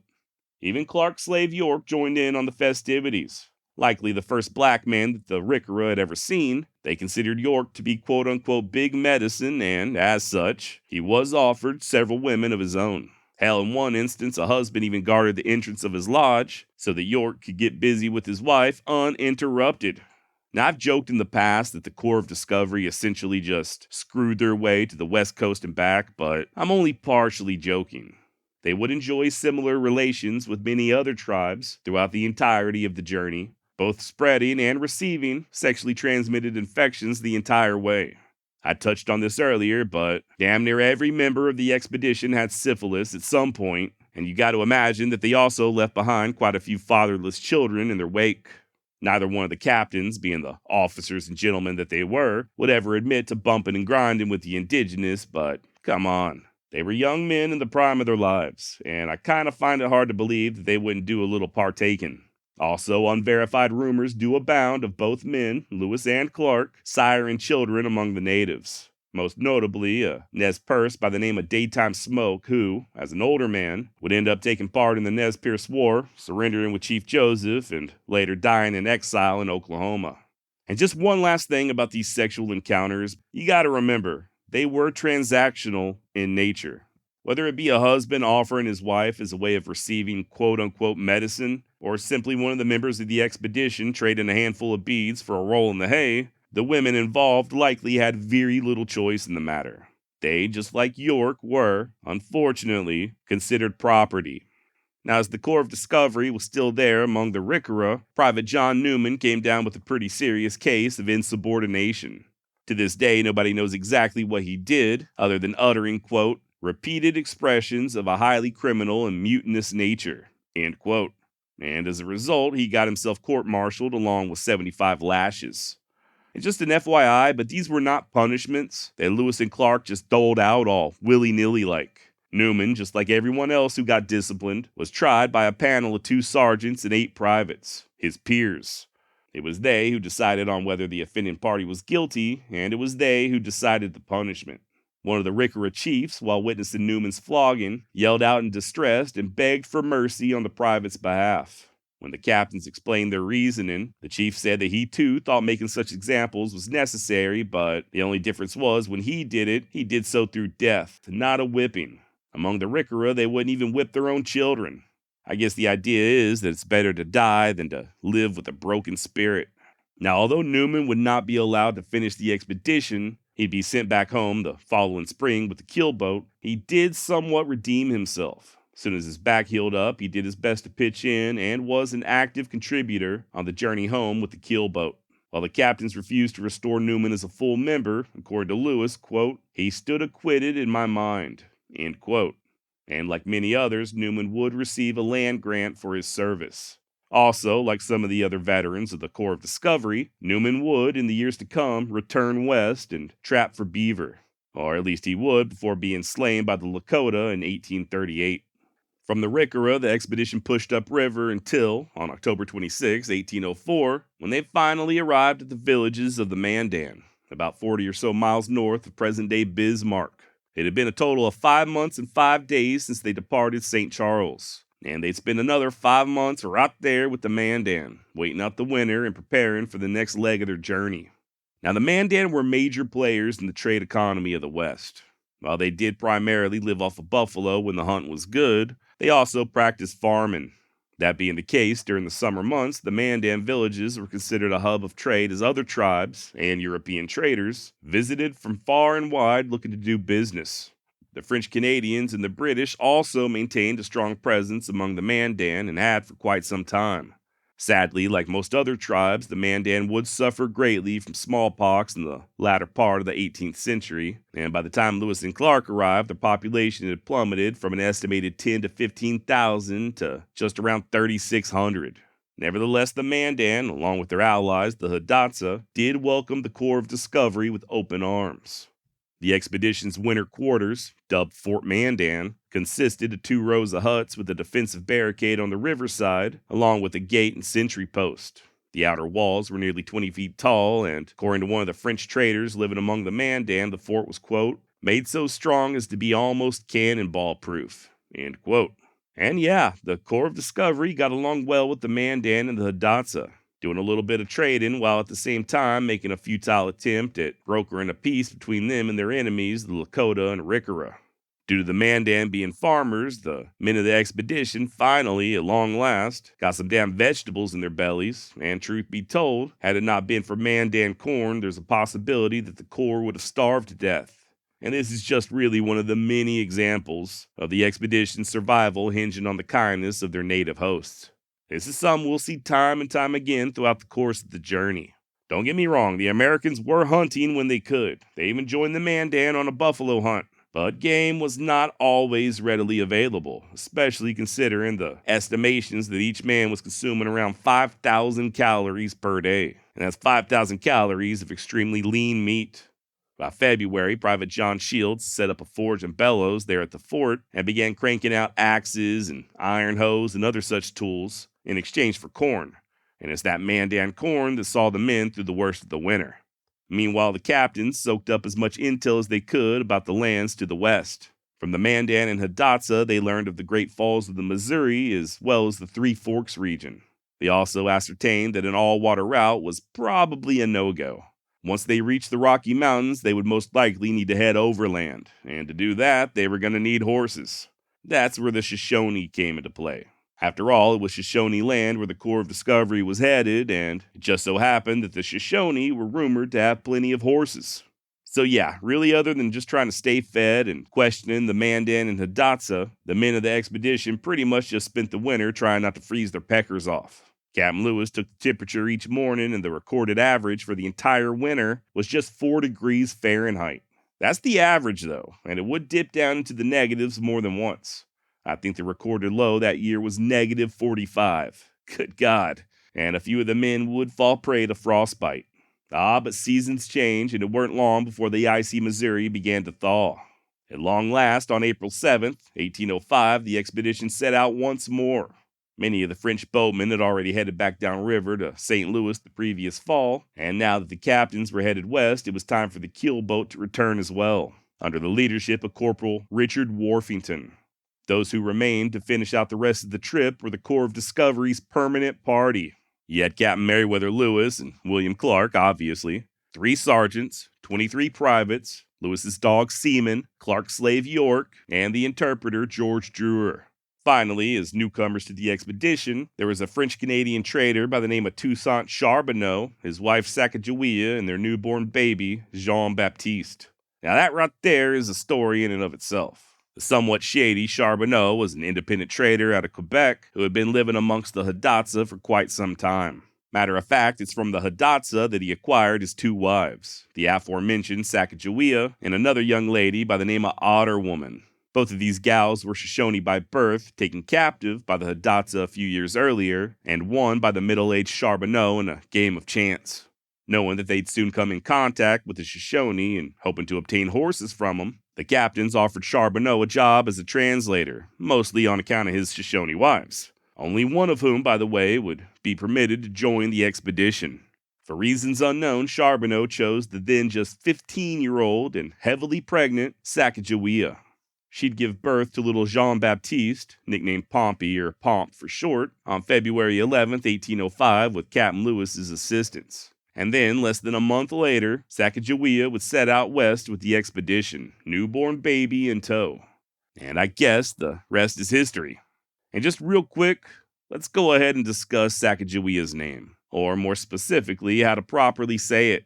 Like many of you, I've always thought it was Sacagawea. Then, I don't know, maybe a decade or so ago, I started hearing people call her some variation of Sacagawea or Sacagawea.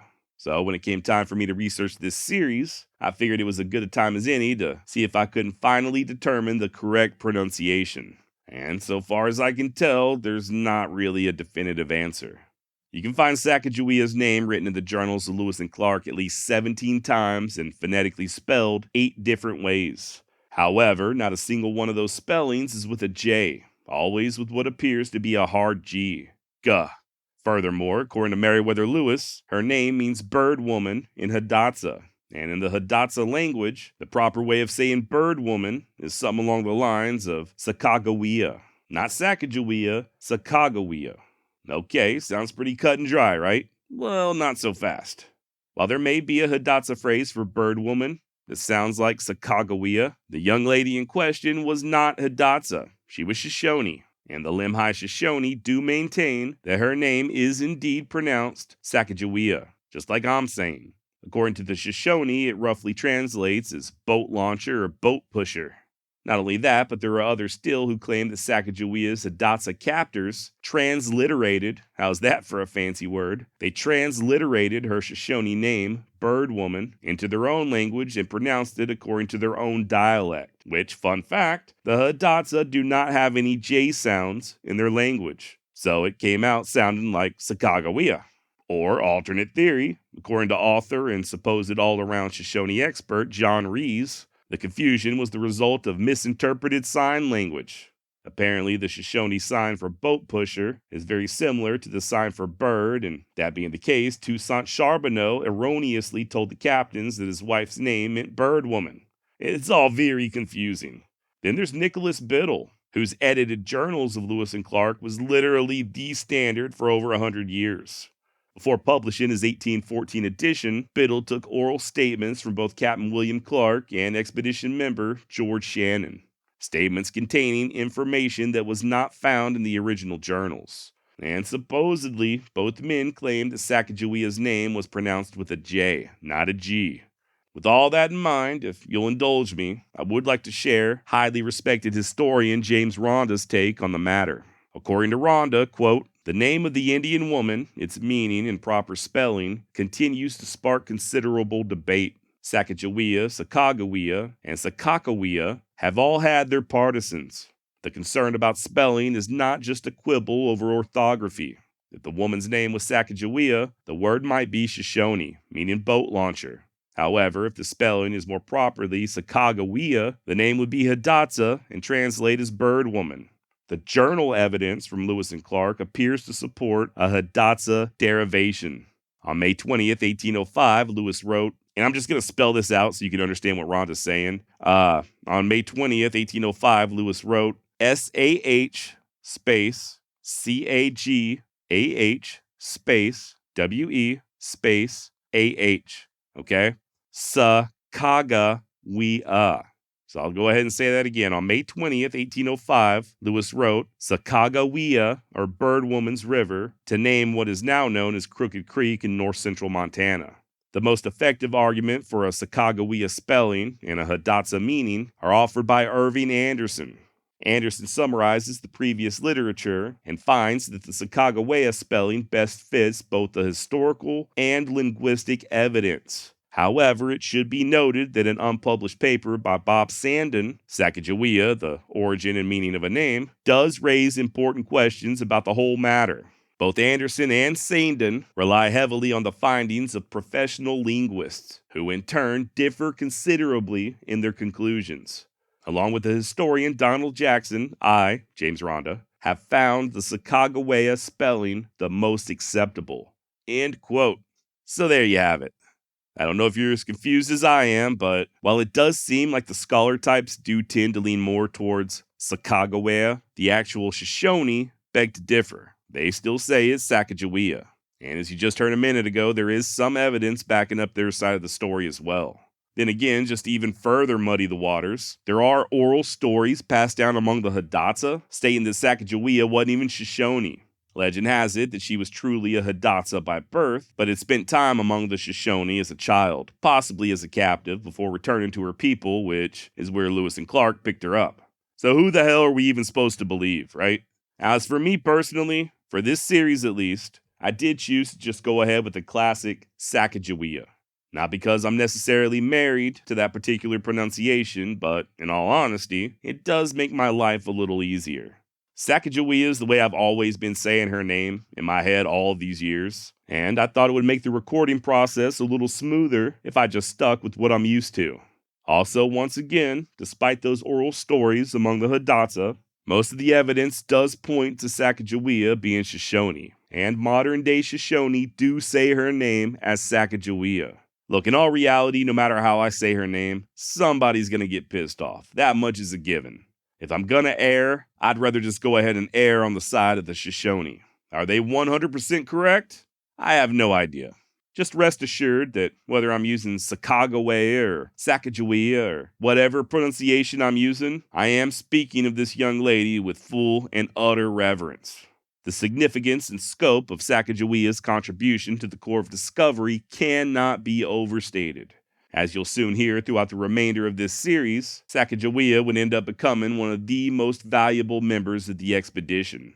And that's not an exaggeration. I'll even take it a step further by stating that I'm not sure the expedition would have even been successful had it not been for Sacagawea's help. Her husband, on the other hand, Toussaint Charbonneau, whoo boy, that dude is a completely different story. Quick-tempered and next to useless on the water, the old French trader would end up being a headache more than anything else. Someone to whom Captain Lewis referred to as a man of no particular merit. But we'll get to all that soon enough. I don't know about you, but I've often wondered what it would be like to see the American West as it once was. No highways or fences, no power lines or cities or railroads. No airplanes flying overhead, just a pure wilderness, completely untouched by modern man. And in the spring of 1805, that's pretty much exactly how the Corps of Discovery found it. A land teeming with game so gentle and abundant that Captain Meriwether Lewis reckoned it'd take no more than 2 good hunters to feed a regiment. And on that account, he was most likely correct. After leaving the Mandan villages back in early April, the expedition had followed the Missouri into present-day Montana and found themselves knee-deep in a hunter's paradise. Buffalo, antelope, and deer were all there for the taking, and they dined upon them all. Hell, the buffalo were so numerous that the explorers would often have to chase them out of camp. Per Captain Lewis, quote, "We can send out at any time and obtain whatever species of meat the country affords in as large a quantity as we wish," end quote.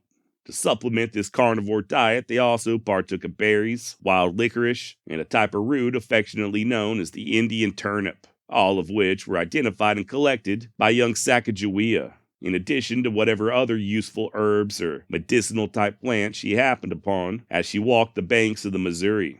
But it wasn't all sunshine and rainbows. Although the Corps of Discovery was able to cross the entirety of the Great Plains without crossing the path of a roving war party, the same could not be said when it came to grizzly bears. They were first warned of these ferocious beasts from the Mandan, who told them that they didn't go hunting bear unless they had a party of 8 or 10 men, and even then, they painted themselves for battle in the same manner as if they were going to war. While I'm sure this gave a few of the men pause, I don't think they were initially all that concerned. After all, most of them had hunted bear back east, and I guess they figured that these bears in Montana would fall from a single musket round in the same way that them black bears did back in Kentucky. Turns out that would not be the case. On the 29th of April, Lewis and a few of the others managed to kill their first grizzly, one not yet fully grown that they estimated weighing somewhere around 300 pounds. And even then, it took more than one ball from Lewis's rifle to drop him. Less than a week later, Captain Clark did the same, as he and Drewer put no less than 10 rounds in a grizzly who weighed at least twice as much as the one that Lewis had killed. And much to their eventual dismay, this would not be the Corps' last encounter with a grizzly. Far from it.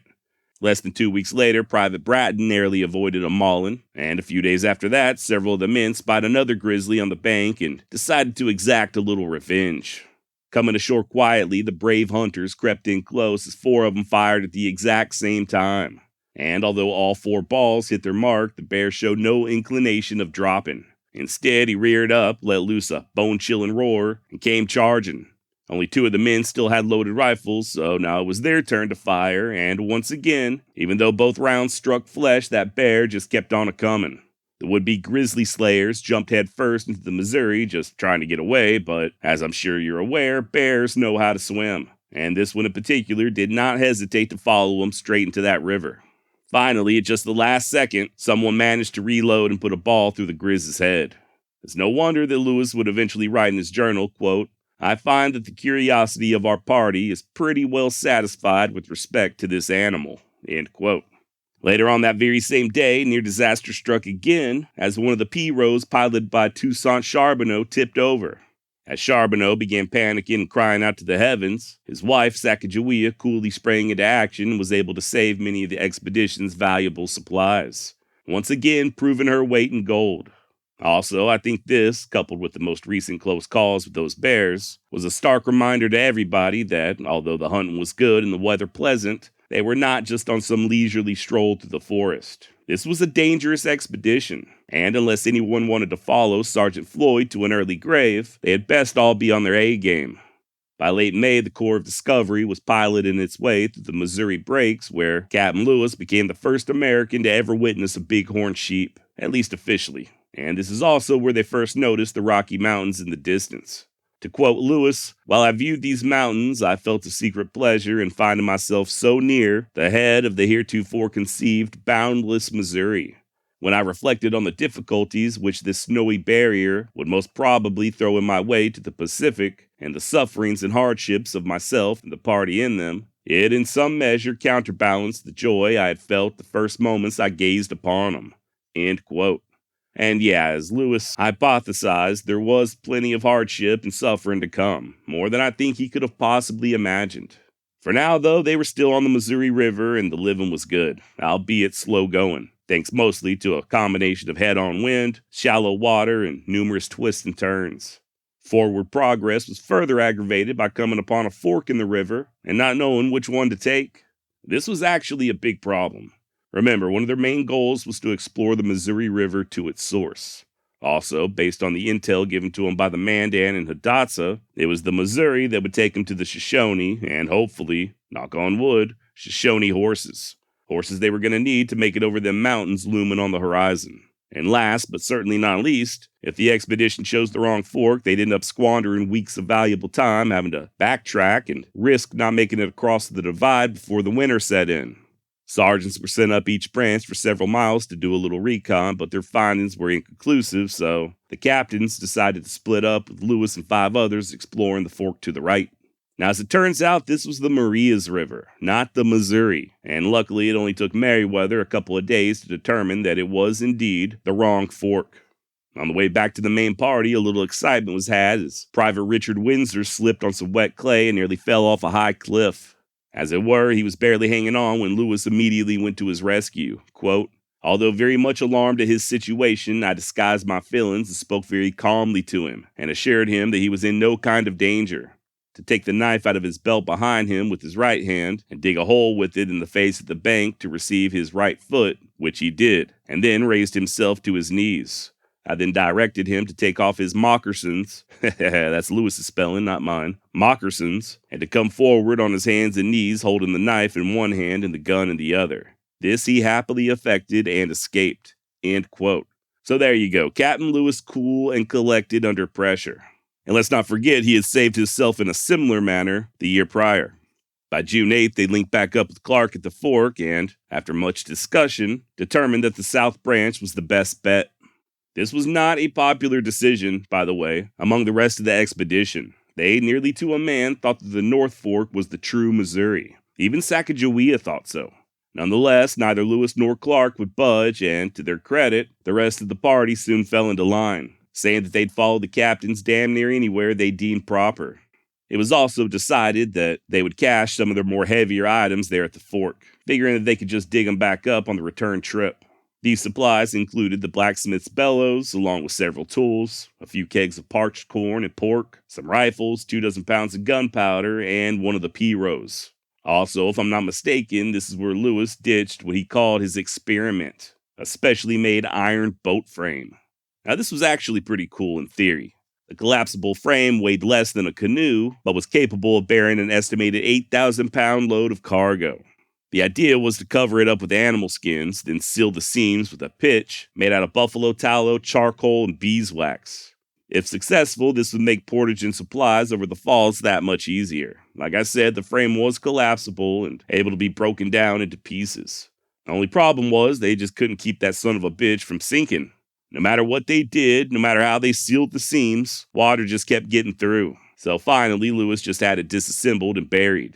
There is no further mention of this frame in the historical record, and so far as I know, it never got dug back up with the other supplies. Finally, on June 13th, 1805, the expedition reached the Great Falls of the Missouri and were finally satisfied that they had made the correct choice back at the fork. Although the Hidatsa had failed to mention the Big Fork, they did warn the captains about this waterfall, the first in a succession of 5 that would force the men to portage their equipment overland for the next 18 grueling miles. And when I say grueling, it took them 12 days just to travel 18 miles, okay? More supplies were cached, along with the other pirogue, as the men were forced to muscle everything else through the brush and prickly pear. According to Meriwether Lewis, quote, "They are obliged to halt and rest frequently for a few minutes. At every halt, these poor fellows tumble down and are so much fatigued that many of them are asleep in an instant. In short, their fatigues are incredible. Some are limping from the soreness in their feet, others faint and are unable to stand for a few minutes with heat and fatigue, and yet no one complains. All go with cheerfulness." End quote. Now, I don't know about that. I kind of think maybe there was a couple of people complaining behind his back. Yeah, maybe a couple of middle fingers aimed the captain's ways, but you never know. On top of all that, they were still getting buggered by the grizzlies. On the 14th of June, Lewis was out hunting, alone, and he had just downed a buffalo when he spied a large bear around 20 or so paces away. Considering that he had not yet reloaded his rifle, Lewis took off in the opposite direction. Wise choice, but can't no man outrun a grizzly, and the bear was quickly gaining ground behind him.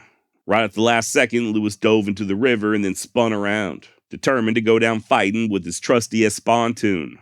Now, an espontoon, not sure if I'm saying that the right way, but it's sort of like a spear or a pike, just a long wooden shaft tipped with a spear point. These had long been a military staple, and Meriwether had carried an espontoon in the army. Likewise, both he and Clark continued the practice during this expedition. Hell, Captain Clark had even managed to use his to kill a wolf. Luckily for Lewis, the bear decided that it wasn't worth the effort and lumbered away. Just like that, disaster was averted yet again.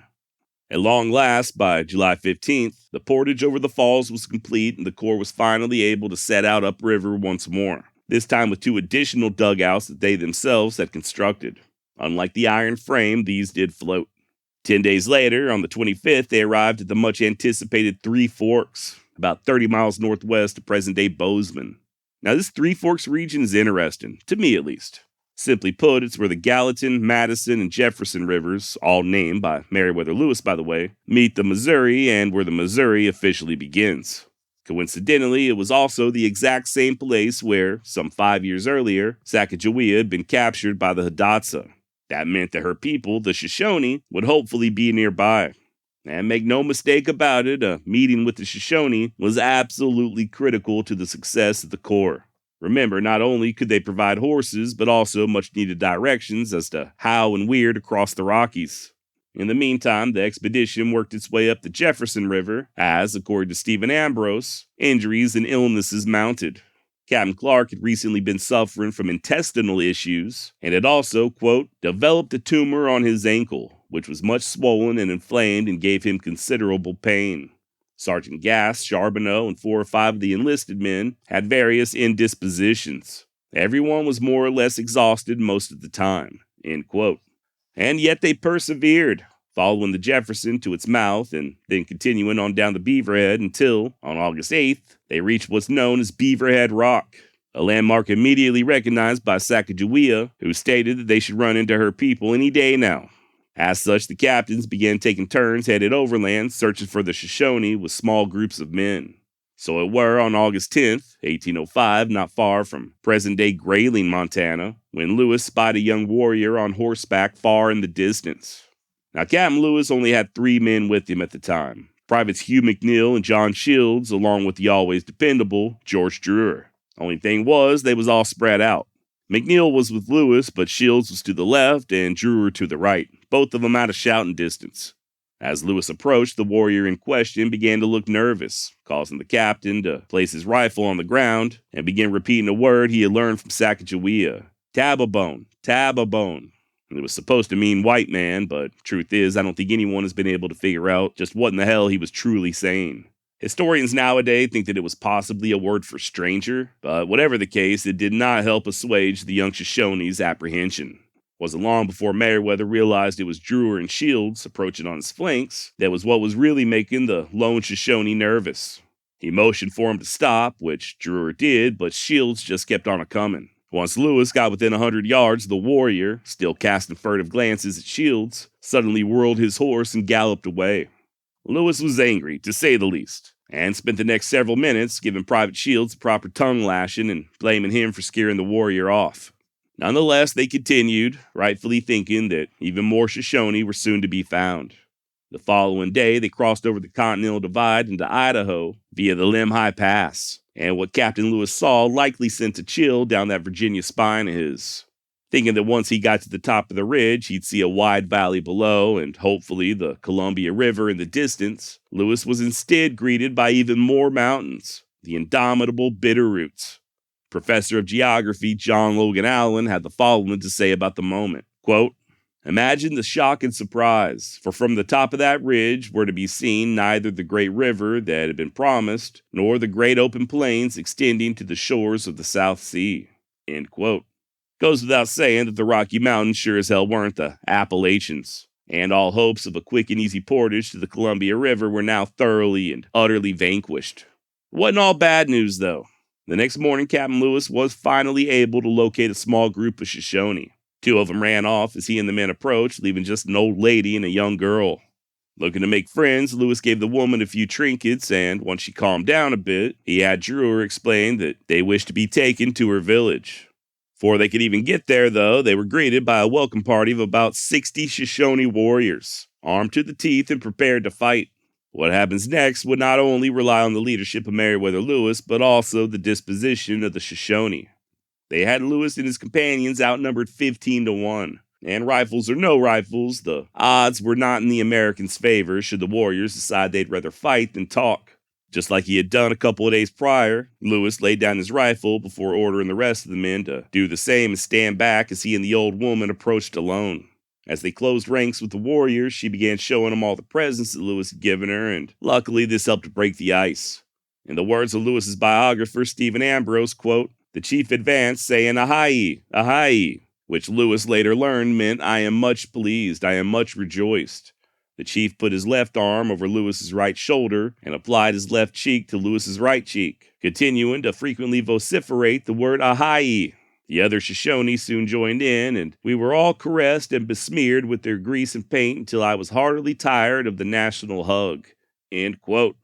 This chief's name, by the way, was Cameawait, and after a quick smoke, he and the warriors led the way back to the main camp. Once there, Lewis and Cameawait got to talking, or at least as much as they could, with George Drewer acting as an interpreter. Mostly Lewis was trying to ascertain the best way across the mountains, and, according to Cameawait, 2 of the nearby rivers, the Lemhi and the Salmon, were next to impassable. However, there was a crossing to the north that the Nez Perce used when they came east hunting buffalo. Cameahwait said that the going was extremely rough, but I guess Lewis figured that if the Nez Perce could make it with their women and children, then it shouldn't be an issue for he and his men. Next, Lewis asked Cameahwait to accompany him back to Captain Clark and the main party in order to help transport their supplies up the mountains, a request that immediately set off alarm bells to the Shoshones. Due to recent troubles with the Blackfeet, they didn't think it was out of the realm of possibility that Lewis was a spy and somehow trying to lure him into an ambush. Now, it's important to note that at this time, the summer of 1805, the Shoshone were more of an uncontacted tribe than any other that the Corps of Discovery had thus far encountered. I mean, yeah, they had horses and a few European trade items, but that was about it. Out of a village consisting of 100 warriors, they had only 3 rifles between them, and they got these either through trade or war. The Lewis and Clark expedition was almost certainly the first people of European descent that this particular band had ever met. Their enemies, on the other hand, like the Blackfeet and Hidatsa, had obtained quite a few guns from British traders. That being the case, Cameahwait and his men had to stealthily sneak out onto the plains, make quick work of the buffalo, and then skedaddle back to the mountains before their better armed enemies were alerted to their presence. Even then, just prior to the expedition's arrival, like I said a moment ago, Cameahwait's band had suffered greatly from a Blackfeet raid, as evidenced by their short-cropped hair and understandable paranoia at Lewis's request. And also, come on, they just met. How you going to introduce yourself and then 5 minutes later ask somebody to help you move? Captain Lewis persisted, though, and to be honest, he got kind of pushy. Told the Shoshones that if they didn't help, then no more Americans would ever come to do business with them, and that they would never receive the rifles and gunpowder that they so desperately needed. He also appealed to their ego by asking if there were any among them who were not afraid to die. I think that did the trick more than anything else. Finally, Cameahwait and 6 warriors agreed to accompany Lewis. By August 16th, they reached the forks of the Beaverhead, and lo and behold, Clark and the others were nowhere to be found. Once again, the Shoshones got nervous, so Lewis ended up handing his rifle to Cameahwait and instructed the chief just to shoot him dead if there was an attack. That there just shows how desperate he was to A, get the show on the road before the snow began to fly, and B, to gain the trust of the Shoshone. The following day, George Drewer and one of the warriors went looking for Clark, and luckily for all involved, they found him and the others rather than a Blackfeet war party. This fortunate turn of events was followed by yet another stroke of good luck. Once Sacagawea locked eyes on Cameahwait, she went running over and threw her arms around him, crying tears of joy. Turns out he was her older brother. To quote historian James Rhonda, the stars had danced for Lewis and Clark. Now, I'm no historian, and this is no shade on James Rhonda, but I would personally add a once more in there.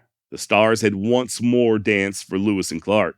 As dangerous and physically exhausting as the expedition was, you gotta admit, these dudes were just catching one lucky break after another. And now one of their own was a blood relative of the chief that they were trying to obtain horses and guides from. No longer would they need to worry about the Shoshones thinking they were allied with the Blackfeet, and the horses that they so desperately needed were pretty much all but guaranteed.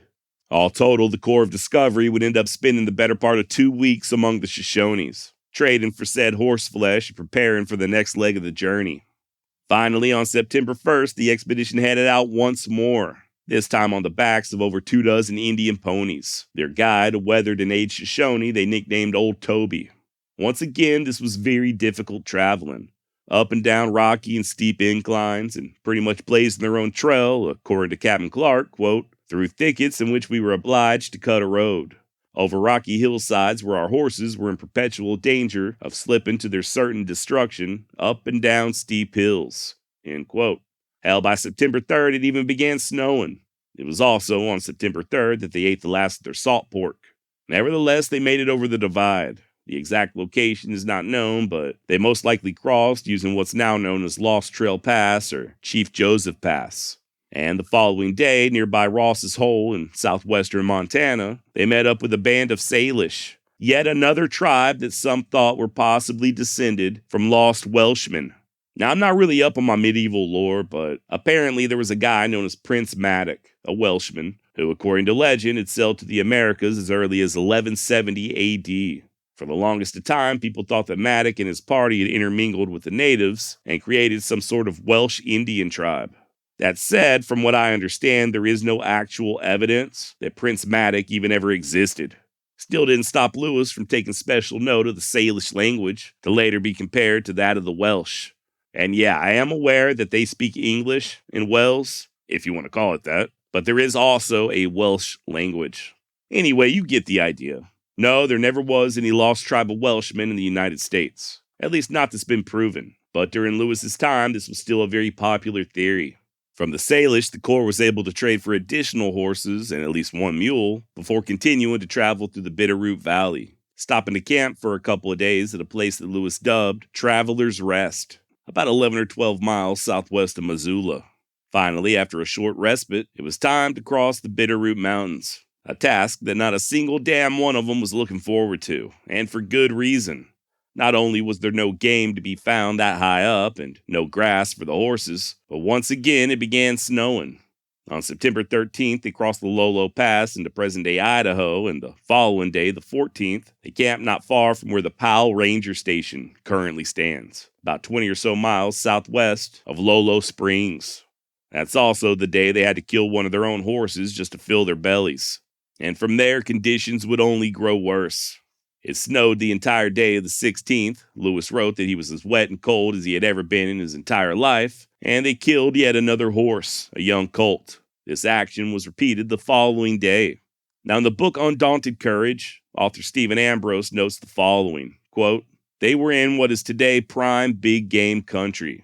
Out-of-state hunters pay hundreds of dollars for a license and an outfitter to hunt elk and bear in these mountains. But in 1805, such animals were down on the plains and meadows. They were driven into the mountains by the coming of ranchers and farmers." End quote.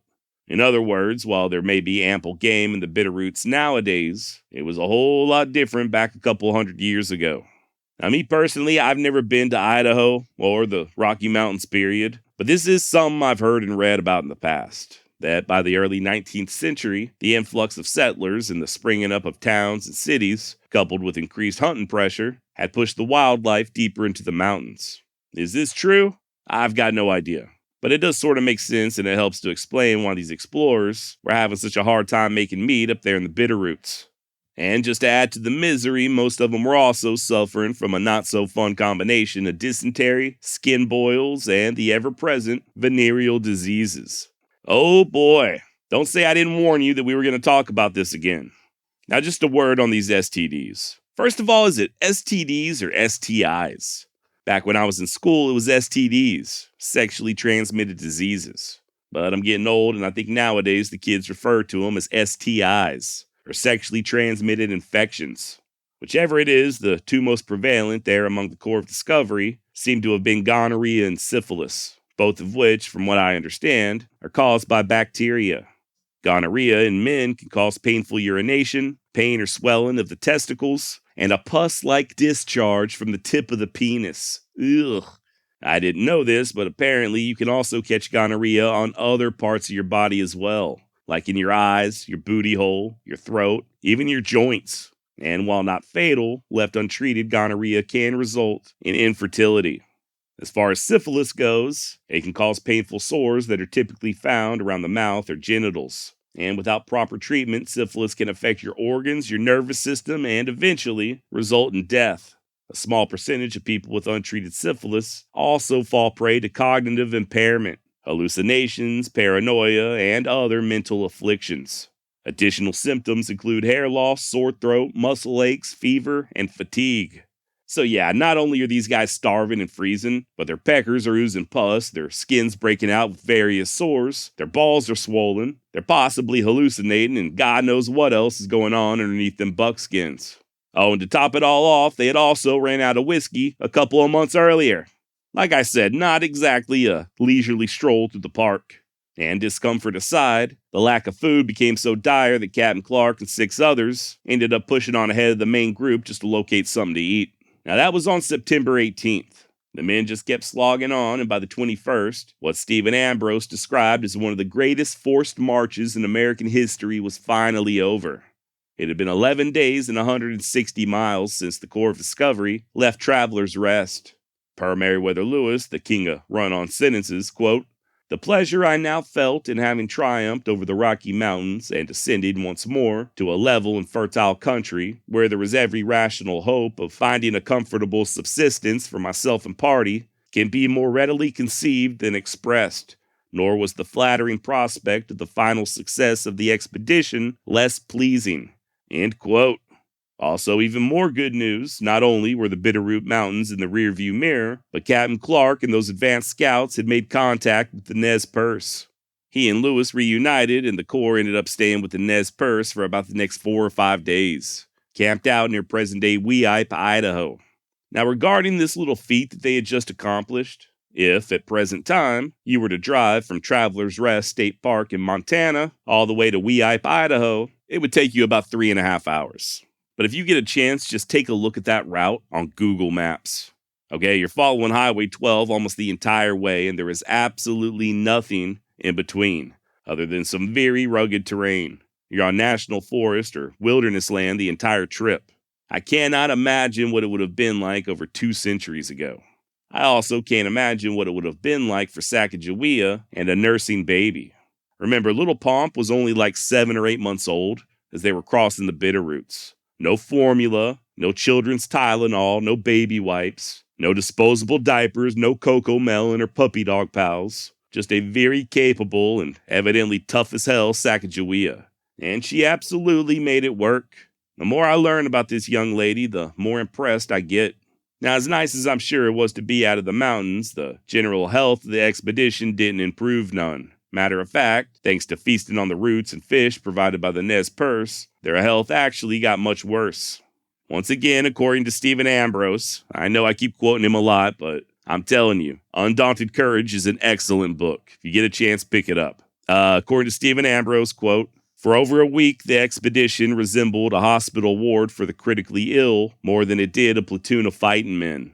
Herein lies one of the great stories of American history, even though it's a tale of what didn't happen rather than what did. It would have been the work of a few minutes only for the Nez Perce to kill the white men and take for themselves all the expedition's goods.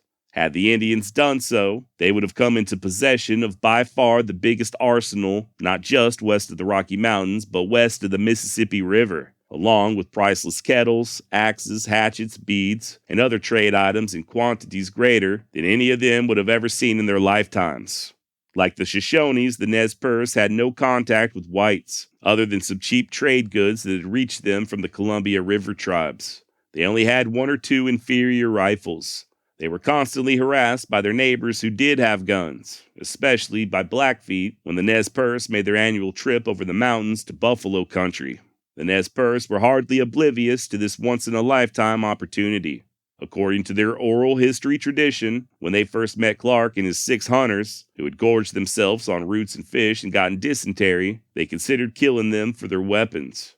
They were dissuaded by a woman named Watkuwais, meaning returned from a far country. She had been captured by Blackfeet some 6 or 7 years earlier, taken into Canada, and sold to a white trader. She lived with them, among other traders, for several years before somehow finding her way back home. The traders had treated her much better than the Blackfeet had done, so when Clark arrived, she told the warriors, "These are the people who helped me. Do them no harm." First Sacagawea, now Watkuwais. The expedition owed more to Indian women than either captain ever acknowledged, and the United States owed more to the Nez Perce for their restraint than it ever acknowledged. When, in 1877, the Army, carrying out government policy, drove Chief Joseph and the Nez Perce from their Idaho home, there were in the band old men and women who had, as children, been in Twisted Hair's village. End quote. And well said, Mr. Ambrose. It is a damn shame how the Nez Perce were treated later on. And Twisted Hair, by the way, was the name of the Nez Perce chief who took the expedition in. Not to be confused by his rebellious sister, who just kept walking around telling everybody how she wasn't gonna, quote-unquote, take it anymore. But yeah, once again, the Corps of Discovery had lucked out. First they were welcomed with open arms by the Mandan, then the Shoshones, the Salish, and now the Nez Perce. Just like Mr. Ambrose stated, during each of these encounters, it would have been child's play for the natives to overpower the expedition, especially once they were among the Nez Perce and in such a weakened state. That said, credit where credit's due. Luck had its part, for sure, as did the generosity of the indigenous. But at the same time, you cannot discount the leadership of Meriwether Lewis and William Clark. Yeah, there were some issues with insubordination early on, but by the time they were crossing the Rockies, the captains had managed to transform the Corps of Discovery into a tight group of highly disciplined and unified soldiers. Sure, they'd stick their dick in anything with a pulse, and yeah, maybe none of them had touched a bar of soap in over a year, but by God, they would follow their captains to hell and back. Or to Idaho. Not once during that hump over the mountains did anyone second guess the leadership or disobey an order or insist on turning back. And I think that's saying something. Also, you got to keep in mind that they had only lost one man so far, Sergeant Floyd, and his death from a ruptured appendix could have happened anywhere. Did the stars align just right for the Corps of Discovery? Yes. Were they highly dependent upon the goodwill of their Native American hosts? Also yes. But luck and brotherly kindness can only get you so far. Love them or hate them, imperfect though they may be, both Meriwether Lewis and William Clark were excellent leaders, and their leadership was a key ingredient to the expedition's success. Now, like I said, they spent several days there with the Nez Perce recuperating. Many of Dr. Rush's thunderclappers were ingested, and once Clark was back on his feet, he set about making some canoes. This, too, was accomplished with the help of the Nez Perce. Finally, on October 7th, it was time to head out once more. Corps of Discovery would leave their horses in the care of the Nez Perce as they set off down the Clearwater in their brand new canoes. Now, old Toby, the Shoshone who had helped them cross the mountains, he was still with them at this point, but not for long. A few days later, he decided to return to his people. Luckily, the captains had new guides in the aforementioned chief, Twisted Hair, and another chief that went by Tedoharsky.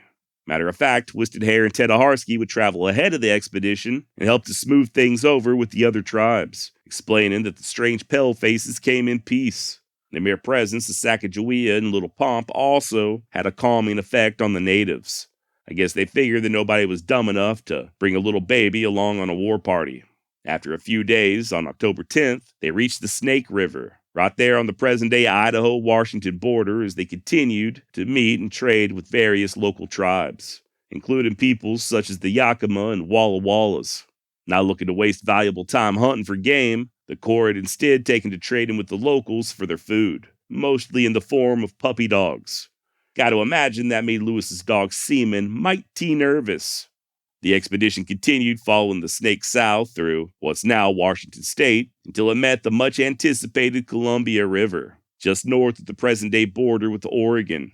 And despite being on the river, or I guess due to being on the river, it was rough going. They were hitting rapids, sometimes several in a day, and supplies were both damaged and lost. On October 19th, Clark rode a seeing the Cascade Mountains in the distance, and by the 23rd, the expedition reached the Great Falls of the Columbia, known nowadays as Celio Falls, about 100 or so miles east of present-day Portland.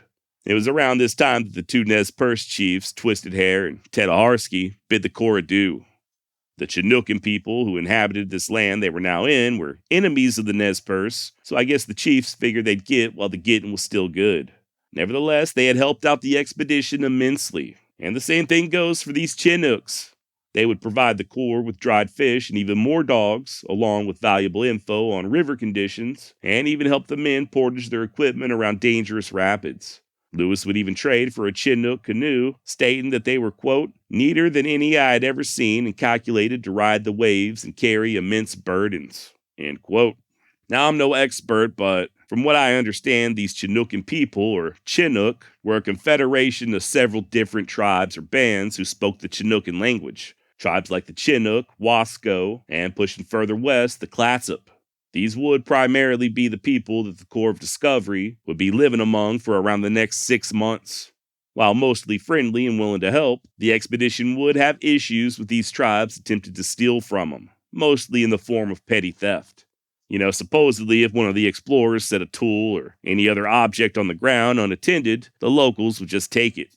This happened so often that the captains would eventually have to restrain the men from retaliating with violence. A prudent choice considering that they would need to travel back through this same area on the return trip. As always, I do feel the need to point out that we only have one side of the story here, and the Corps of Discovery wasn't above a little petty thievery themselves. I hate to be a both sides kind of guy, but whether it was something as trivial as taking split wood without leaving a payment, or, as we'll soon discuss, a canoe, when it came to the Corps of Discovery and the Chinooks, it doesn't appear that either party were completely innocent when it came to theft. More on that in a bit. As the expedition made their way down the Columbia, they continued to brave numerous waterfalls and rapids until, at long last, on November 7th, 1805, Clark would record that they were finally in sight of the great Pacific Ocean. As it turns out, he was wrong. What he actually saw was just the estuary of the Columbia, but why split hairs? Close enough, right? It had taken nearly a year and a half, but the Corps of Discovery had finally made it to the West Coast. Now all they had to do was survive the winter and get the hell back home, preferably with their scalp locks still intact. When the Lewis and Clark expedition arrived on the Pacific coast, they set up a camp for the winter about 5 miles south of present-day Astoria, Oregon. Interestingly enough, there was a bit of disagreement as to where exactly these quarters, dubbed Fort Clatsop, would be located. Finally, Captains Lewis and Clark ended up putting it to a vote, with both Sacagawea and Clark's slave York having an equal say in the decision. In the book Undaunted Courage, biographer Stephen Ambrose posits that not only was this the first vote ever held in the Pacific Northwest, but also the first time in American history that a black slave or a woman had voted.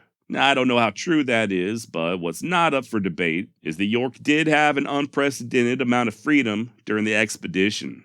Despite being a slave, York carried a rifle. He hunted game, helped to navigate, went on scouting trips, traded with the indigenous, and at times even helped to make critical decisions. Unfortunately, this freedom would not last. Once the expedition was over, York simply went right on back to being a piece of property. And unlike the other men, he was not paid for his time with the Corps of Discovery. Not one damn penny. Upon returning to civilization, York would ask Captain Clark for his freedom, but this request was denied. Per William Clark, quote, "I did wish to do well by York, but he got such a notion about freedom and his immense services on the expedition that I do not expect he will be of much service to me again." End quote. Now, York was married, but sadly, as was the case with many such unions in those days, his wife was owned by another man. Since Clark refused his freedom, York instead asked to be sent to Louisville, Kentucky, so at the very least, he could be near his wife. Clark agreed, but only so long as it was a temporary trip. When York proposed that he could live there permanently and hire himself out, with the profits being sent to Clark, of course, this too was denied. When York finally returned from visiting with his wife, Clark felt that he had become insolent and sulky, so he, Clark, gave York what he described as a good trouncing. Or in other words, he had him whipped. He also considered selling York to a quote-unquote cruel master, just to teach him a lesson. While York would remain in William Clark's possession for the next few years, in the end, we do not know for certain as to his ultimate fate. During an 1832 interview, Clark stated that York was eventually granted his freedom and that he had gone into business for himself, transporting goods between Nashville and Richmond. However, once again, according to Clark, York, quote, could not get up early enough in the morning. His horses were ill-kept, 2 died, and the others grew poor. He sold them, was cheated, entered into service, and fared ill. "Damn this freedom," said York. "I have never had a happy day since I got it." He determined to go back to his old master. Set off for St. Louis, but was taken with the cholera in Tennessee and died. End quote. So yeah, very sad story, but there is an alternate theory. Fur trapper Zenas Leonard would later write that on more than one occasion, in the early 1830s, he met with a black man living among the Crow Nation up in present-day Wyoming. Quote, "In this village we found a Negro man, who informed us that he first came to this country with Lewis and Clark, with whom he also returned to the state of Missouri, and in a few years returned again with a Mr. Mackenzie, a trader on the Missouri River, and has remained here ever since, which is about 10 or 12 years.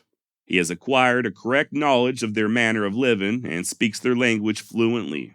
He has rose to be quite a considerable character or chief in their village. At least he assumes all the dignities of a chief, for he has 4 wives, with whom he lives alternately. He enjoys perfect peace and satisfaction, and has everything he desires at his own command."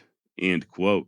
Now, full disclosure, there was a black fur trapper, Jim Beckwith, who also lived among the Crow around this same period. And there's a possibility that it was Beckwith who Zenas Leonard was talking about. After all, Beckwith was a notorious storyteller, and it's not out of the realm of possibility that he was going around claiming to have come west with Lewis and Clark. That said, he wasn't anywhere near old enough. At that time, Beckwith would have only been around 30 years of age, whereas York would have most likely been in his 50s, at least. In all reality, there's no way to know for sure if that was really York living there among the Crow, but damn it, I hope it was. I love the idea of him escaping bondage and returning west and just spending the rest of his life enjoying a freedom that was denied to him by so-called civilized society. By the way, my name's Josh, and this is the Wild West Extravaganza. You're listening to part 4 in a series on the Lewis and Clark expedition. Link down below for the previous 3 installments, where we discuss the expedition's origins, Louisiana Purchase, and the Corps of Discovery's trek up the Missouri and west across the Rockies. In our current timeline, it's early December of 1805, and the men of the expedition are getting settled there at Fort Clatsop in present-day Oregon. And it's there where they'd spend the next 3.5 months, mostly just hunting elk, trying to stay dry, and, of course, fornicating with the locals. Truth be told, bartering for sex with the indigenous was so frequent that Captain Lewis eventually had to warn the men to hold off due to the expedition running short of necessary provisions. Their various tools, axes, files, stuff like that, were all kept in the captain's quarters and had to be checked out and then checked back in immediately after use. The idea was to lessen the temptation to trade in such items in return for sexual favors. In time, they would also establish a salt-making camp some 14 miles to the south, where the town of Seaside, Oregon now stands. This camp was usually occupied by around 3 men, and they'd boil seawater in large kettles until the water evaporated, and then scrape the salt off the sides. Amorous pastimes and an abundance of salt notwithstanding, Fort Clatsop proved far inferior to the previous winter's quarters with the Mandan, mostly on account of the climate and a lack of variety when it came to food. You know how it gets up there in the Pacific Northwest. It rained nearly nonstop, and it was a next to impossible struggle just to keep men and equipment dry. The explorers all suffered from various colds, fevers, and the ever-present venereal diseases, and they were relegated to eating almost nothing but boiled elk meat. I think all total they consumed somewhere around 130 elk that winter. This was supplemented somewhat by dried fish and roots they'd purchased from the locals along with the occasional dog. But mostly it was non-stop elk. Now, to be honest, that doesn't sound too bad, right? Especially if you're like me and you rarely have the pleasure of dining on elk. Then again, it's worth noting that this meat was almost never eaten fresh, or even roasted over an open flame. The men would often have to travel 2 or 3 days just to find game, and then in order to preserve the meat, it was either boiled or jerked. Considering the wet climate, it was not an easy task to dry out the meat, so it was mostly boiled. Morning, noon, and night, nothing but boiled elk. And, well, I guess anything will get old if you have too much of it. Now, this is just anecdotal, but I remember a long time ago, maybe in my mid-20s, I didn't have enough money to buy groceries for about a week and a half. Just broke as hell and in between paychecks.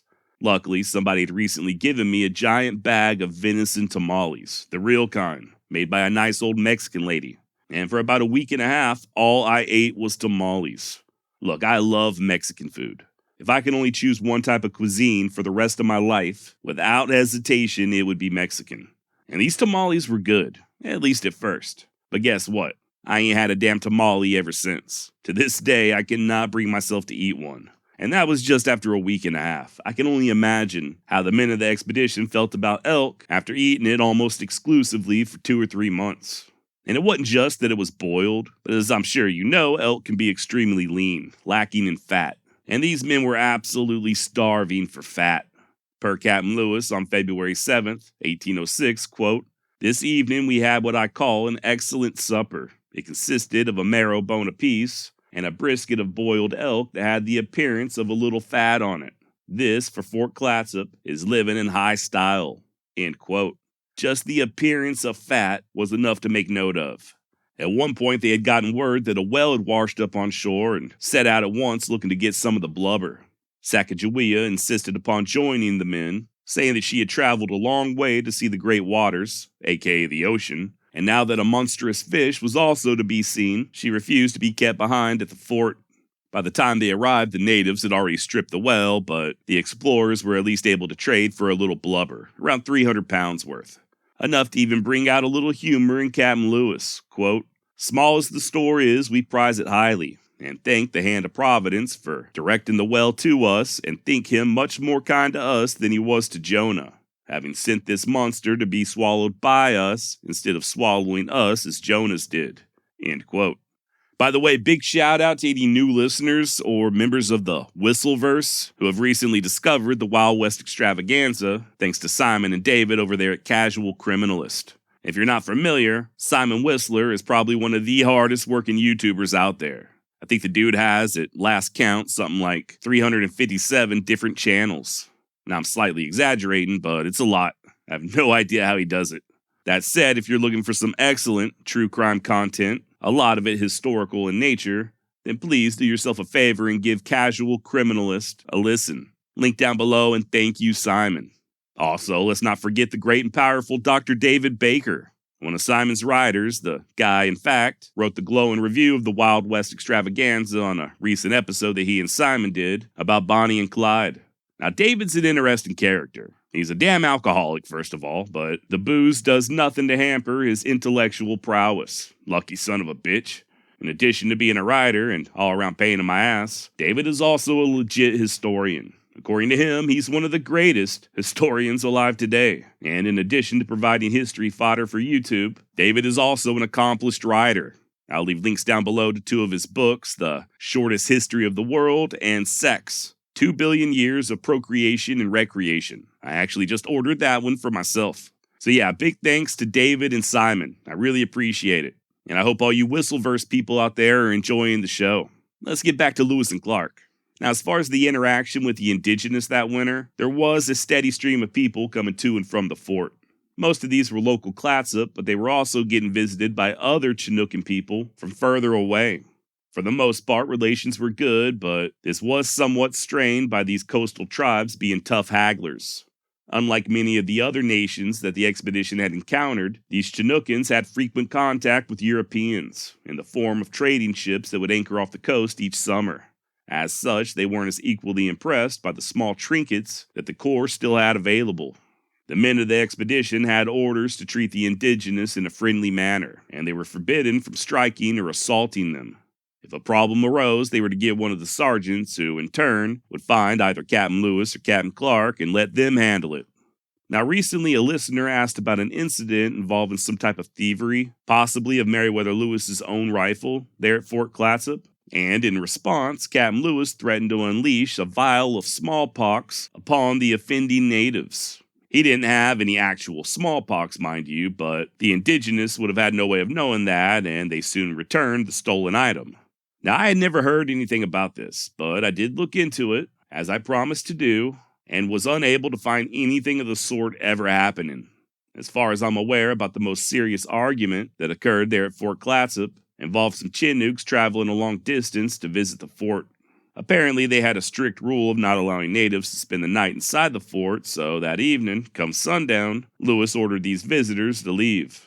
This irritated the Chinooks, and words were exchanged, but that's about the extent of it. Now, shortly before the construction of Fort Clatsop, when the Corps of Discovery had first made it to the mouth of the Columbia River, Private Shannon and Private Willard had spent the night with a small party of Chinook, and, as they were sound asleep, the warriors did steal their rifles. Once the privates discovered what happened, they started making threats, and so did Captain Lewis when he arrived, telling the natives that if they did that again, he'd shoot them. There would be additional attempts at theft on the return trip to the Rockies, which we will soon discuss, and tempers would flare, but like I said, I was not able to find anything about vials of smallpox. If you know of such an occurrence, if this sounds familiar, and you've got a legit source, please hit me up at josh@wildwestextra.com.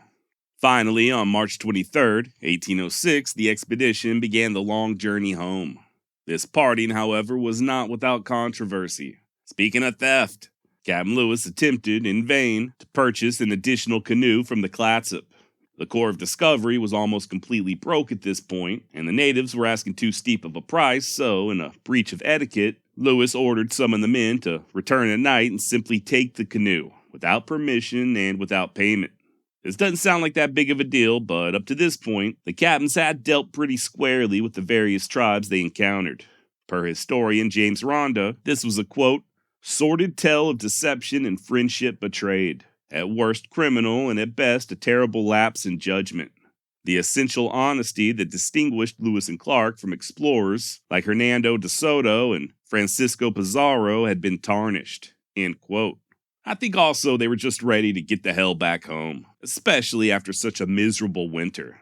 Patience, as you'll soon discover, was on short supply, and unfortunately for them, the misery was far from over.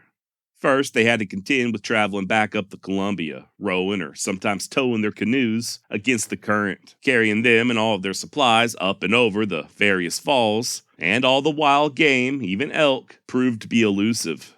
To make matters worse, they were buggered by the Chinooks the entire time. Kind of. Always feel like I gotta add that disclaimer. This stretch of the river was relatively well populated, and these tribes were friendly for the most part, as they had been the previous fall. However, the natives, much like the expedition, were running low on food. Even Captain Lewis noted that they were almost starved. But still, oftentimes, they did trade what they could with the explorers. That said, these people weren't exactly operating a charity, and as such, they did drive a hard bargain. I'll say it once again, the Corps of Discovery was nearly broke. And when I say broke, they didn't really have anything to trade anymore. I think when they left Fort Clatsop, Lewis described their remaining stock of trade items as nothing more than a bit of ribbon and a few coats and robes. That being the case, they often couldn't afford the steep prices that the locals were asking when it came to food. I have to imagine that this led to at least a little animosity. And then, on top of that, some of the natives, upon whose land the expedition was crossing, mind you, began to steal from them. On the 6th of April, Lewis wrote in his journal catching one of the locals attempting to steal a piece of lead. Next evening, he caught another trying to sneak into their campsite, and yet another was even so bold as to try to take John Coulter's tomahawk right out of his hands. Relations were further strained a few days later when the indigenous began chunking rocks down on the men as they attempted to portage their supplies over the Cascades. But that ain't even the worst of it. On the very same day they were assaulted by those rock throwers, April 11th, someone managed to steal Lewis's dog, Seaman. Now this was damn near the straw that broke the camel's back. Captain Lewis sent out a few of the men to get Seaman back and ordered them to open up fire if the thieves even so much as offered up the least bit of resistance. Luckily, no violence was necessary and Seaman was returned, uneaten and unharmed. I don't know about you, but I hate it when my seaman is unaccounted for. Finally, things got so bad that the captains decided to abandon the river altogether and make their way overland to the Nez Perce. To do this, though, they were going to need horses, and the only way they could get said horses was by purchasing them from the very tribes that were causing all this agitation. And remember what I said earlier about those steep prices. Nevertheless, mostly thanks to Captain Clark trading a little bit of doctrine, they were able to obtain 10 raggedy ponies. And by the 20th, they turned their backs on the Columbia River and began heading east overland. Not before burning their canoes, though. That's how angry Lewis was at the Chinooks. Rather than leave anything behind for them to use, Captain Lewis instead ordered it all piled up and burnt, even the paddles. And once more, things nearly took a turn for the deadly. Lewis caught one of the natives trying to make off with a small, insignificant item. I think it was an iron socket or something like that. That came off of one of the discarded paddles, and he ended up putting a pretty serious ass-whooping on the man. Lewis then informed the thief's companions that he would, quote, shoot the first of them that attempted to steal an article from us, that we were not afraid to fight them, and that I had it in my power at that moment to kill them all and set fire to their houses, end quote. So yeah, patience was strained to say the least. And it was not over yet. A day or two later, Toussaint Charbonneau fell off his horse, and one of the natives tried to make off with his saddle pad. Lewis once more threatened to burn their homes down, and the saddle was soon returned. Once again, I know I keep saying this, but for what it's worth, these Chinookan villagers left no written journals of their own, so unfortunately, we only have one side of the story. And you know how that be. That said, once the Corps of Discovery left the river and began trekking east, they did start to encounter what they considered to be much more agreeable tribes, like the Walla Wallas and Yakimas. Ended up spending a few days with them, and a good time was had by all. Hell, the captains were even able to trade for additional horses. However much Lewis may have hated the Chinook, he felt the exact opposite about the Walla Wallas. Writing, quote, I think we can justly affirm to the honor of these people that they are the most hospitable, honest, and sincere people we have met with in our voyage, end quote. By May 5th, the expedition crossed into Idaho, and a week later, much to everyone's relief, they hooked back up with the Nez Perce, not far from the present-day town of Kamei. Remember, they had left their horses with them the previous fall, and despite some infighting among two influential Nez Perce chiefs, these mounts were mostly well cared for in the interim. I don't think they ended up getting the entire herd back, but by the time it was all said and done, they would recoup around 20 or so of their ponies. That's the good news. The bad news is that they still had to cross the Bitterroot Mountains. And thanks to a pretty gnarly winter, the passes were still covered in snow and thus impossible to navigate.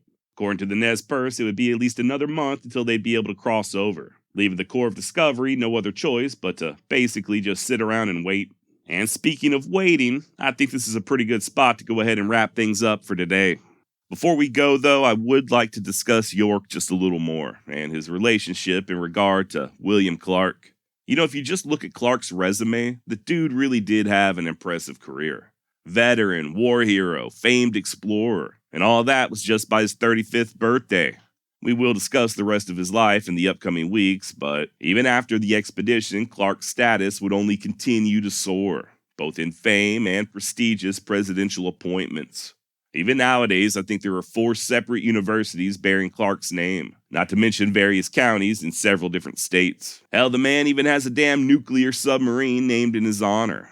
And then, of course, you have his inexplicable treatment of York. I've said this before, and I'll continue saying it for however long you feel like listening to me, but history is complicated.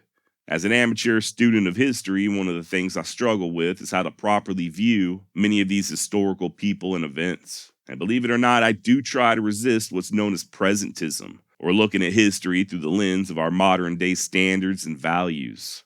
There are many people throughout the ages who accomplished some really amazing things, who also, at the same time, committed acts that nowadays we would consider evil. I'm hoping to do an entire episode on this topic one of these days. The pros and cons of presentism, the meaning of revisionist history, the prevalence of certain circles of academia to lean towards political activism, and just how to find a balance between the good and the bad when it comes to history. Honestly, though, I don't think there is a balance. History is non-binary. It just is. You know, we're always learning new things. We discover new information that changes what we think we know, but I don't think it's ever just black or white or good versus evil. History is just many, many shades of gray. My friend Michael over at the Texas History Lessons podcast recently recorded a very interesting episode around this same topic titled One Person's Activist as Another Person's Voice. Link down below in the show notes if you want to check it out. As far as York is concerned, I don't know what William Clark's inner monologue was like. While I'm fully aware that he was greatly influenced by being born into a slaveholding family that was deeply ingrained in a slaveholding culture, I still can't help but wonder if Clark ever regretted the way he treated York. Or did he just convince himself that it was all in York's best interest? I'm reminded of Thomas Jefferson, himself a slave owner and William Clark's boss, who in 1782 stated, "Indeed I tremble for my country when I reflect that God is just, that his justice cannot sleep forever." I don't believe that York ever did receive justice. Even if the story is true about him living among the Crow and enjoying a freedom that the rest of us can only dream of, it's still no compensation for spending the rest of his life in bondage, nor for the beatings he was forced to endure or the indignities of his own wife being the property of another man. Currently, on the campus of the Lewis and Clark College in Portland, Oregon, there's a memorial to York titled York, Terra Incognita. At first glance, it's nothing special, just a life-size sculpture featuring a bare-chested York, his rifle in one hand and a shirt in the other. It's the other side of the monument that contains the power. Circle around and you'll see that upon York's bronze back is carved a series of deep gashes, what appear to be whip scars at first glance, but when you look a little closer, the marks are, in all actuality, a map of the Lewis and Clark expedition. Early on the morning of July 27th, 1806, Captain Meriwether Lewis awoke to men shouting. Jumping to his feet, he spied George Drewer attempting to wrest a rifle out the hands of a Blackfeet warrior. The Fields brothers, Joseph and Reuben, were doing the same, while yet another warrior was fleeing camp with Lewis's rifle. Shucking a flintlock pistol, the captain gave chase, but ended up holding his fire as the Blackfeet in question wisely discarded the long gun and just kept on running. Now, the previous day, Lewis and the others, Drewer, Joseph, and Reuben, had come in contact with a small party of 8 Blackfeet. Teenagers mostly, and despite some initial tension, the two parties agreed to a friendly smoke. Hell, they even decided to camp out together. Things went well that night, but near sunup, the last man on guard duty, Joseph Field, carelessly laid his rifle down within reach of one of the young warriors. As soon as he turned his back, the Blackfeet seized upon the opportunity and snatched the gun. The other warriors followed suit, and that's about the time that all hell broke loose. Now, like I mentioned a moment ago, Lewis pursued one of the warriors but was able to get his rifle back without shedding blood. The same could not be said of the Field brothers. They too caught up with one of the warriors, and during the ensuing scuffle, Reuben plunged his knife into the young Blackfeet's chest. He'd later recall that the warrior gasped but one breath before falling dead. Now, as all this was going on, the remaining Blackfeet had circled back and were making a go at the expedition's horses. Once again, Captain Lewis pursued, this time for a few hundred yards, when all of a sudden one of the Blackfeet jumped up, aiming a musket straight at him. In turn, Lewis shouldered his own recently retrieved rifle and sent a ball smack dab into the warrior's belly. The wounded man still managed to get a shot off, though, and Lewis felt the wind as the ball grazed past his head. Luckily for Lewis and his companions, the Blackfeet were only able to make off with a few head of horses, so they did still retain enough mounts to make good their escape. Before departing, the captain placed a trade medal around the neck of the young man that Reuben had stabbed, quote, that they might be informed of who we were, end quote. And yeah, so went the very first diplomatic and cultural contact between representatives of the United States and the Great Blackfeet Confederacy. A short yet bloody encounter that would result in decades of violence. But is the story that I just recounted truly what happened? We'll discuss that fatal encounter with the Blackfeet more in just a bit, including what modern-day Blackfeet believe occurred. But for now, it's June of 1806, and the Lewis and Clark expedition is grinded to a dead halt. Remember, they had left Fort Clatsop back at the end of March and made their way overland to the Nez Perce. It was there where they retrieved their horses and prepared to once again cross the Bitterroot Mountains. Only problem was the mountains in question were still covered in snow. According to the Nez Perce, it would be at least another month until they'd be able to cross over, leaving the men of the Lewis and Clark expedition no other choice but to sit around and twiddle their thumbs. Now, you'd think this would be a welcome reprieve, but the hunting remained poor and the explorers were reduced to living off of roots and the occasional plump dogs they purchased from the locals. I was actually looking through some of their journal entries during this period, and just to give you an idea of their diet, on one day in particular, Captain Lewis noted that a couple of the men returned from a hunting trip with nothing but a dead hawk and part of a salmon that they had managed to steal from a bald eagle, and they were glad to have it. Things got so bad they even took to removing the brass buttons from the remaining clothing to trade for food. Even Lewis and Clark.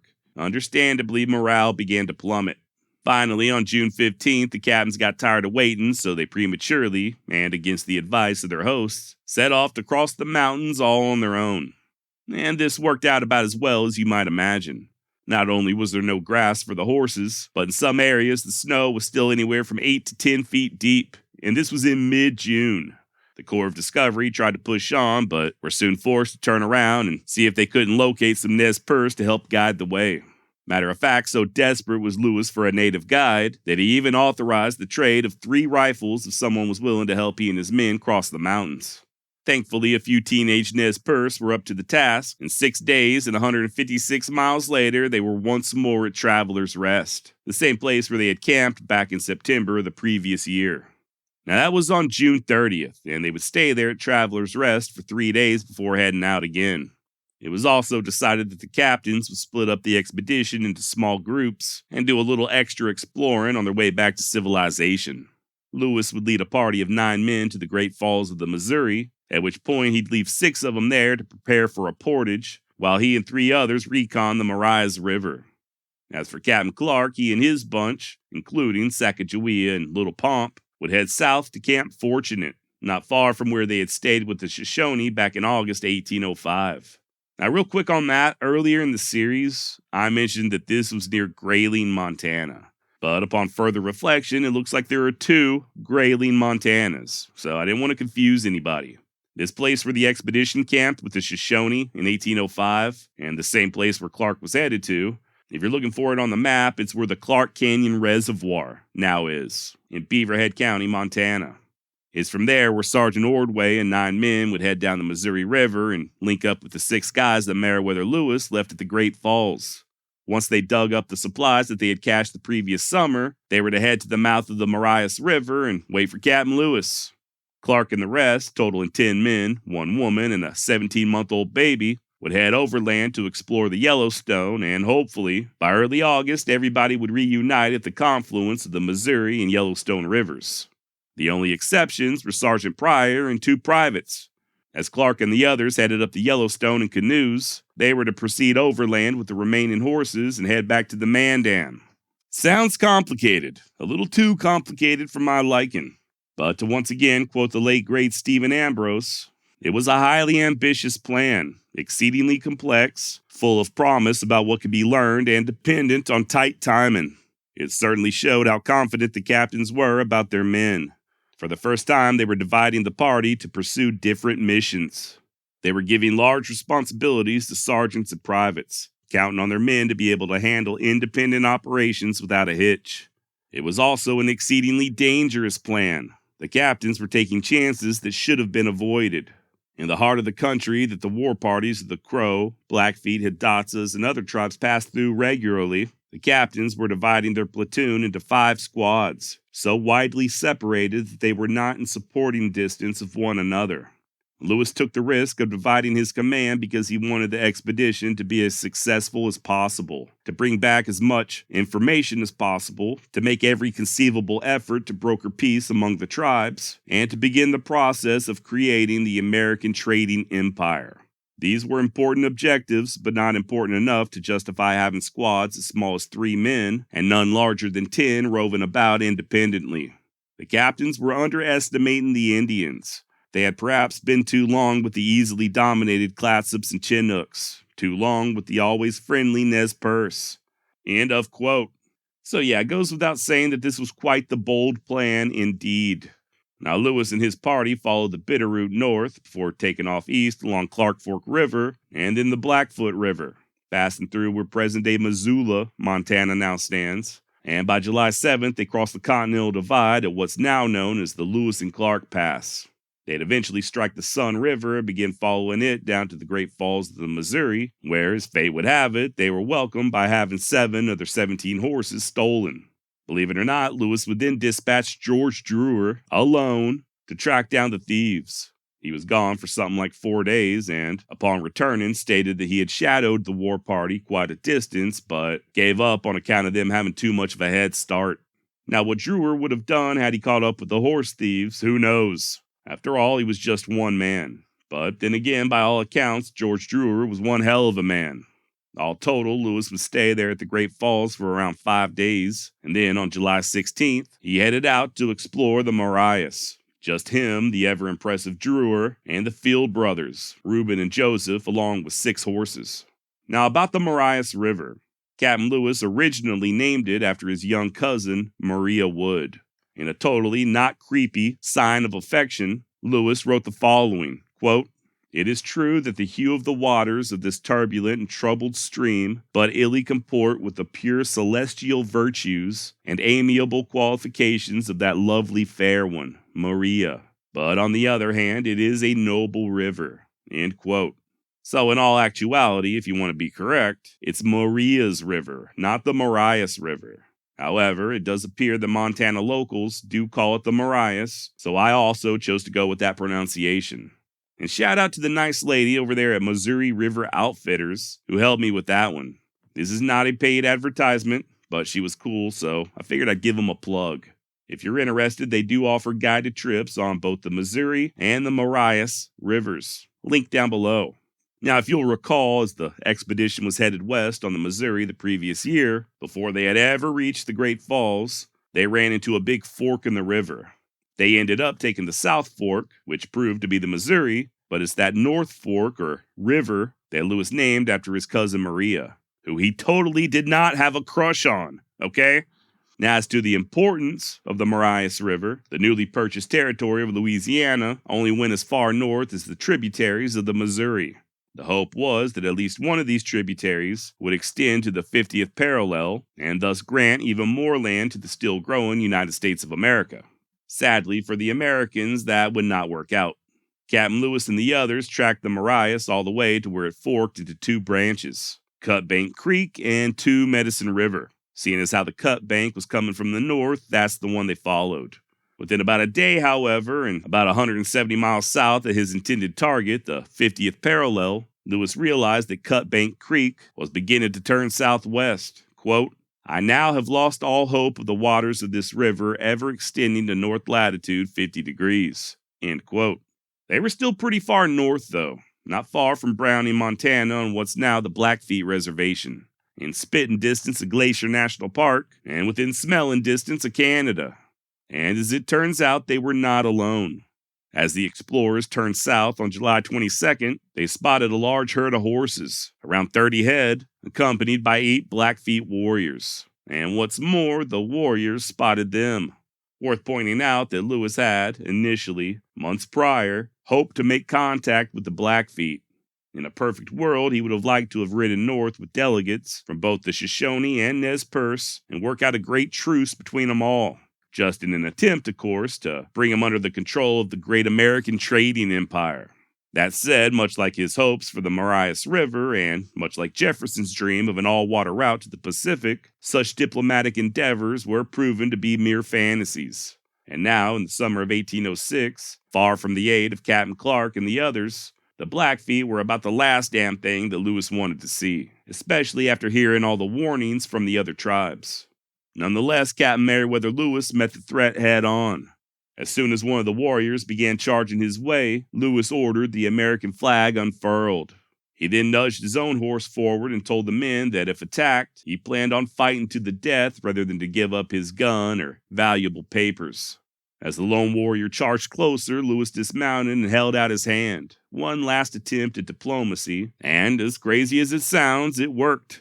Minutes later, the American explorers were shaking hands with the Blackfeet. And as I alluded to earlier, the Blackfeet, most of them teenagers, would end up camping with Lewis and the others overnight. The explorers supplied them with tobacco, and the Blackfeet, in turn, shared that they were part of a large village no further than a day's ride to the west, and that there was another large band of Blackfeet not far to the south. Also, according to them, they had a white man living among them, a Canadian trader. Before turning in for the night, Lewis gave his usual speech and told the Blackfeet how much of a better deal they'd get with the Americans, and how he wished to broker a peace between them and the Shoshone and Nez Perce.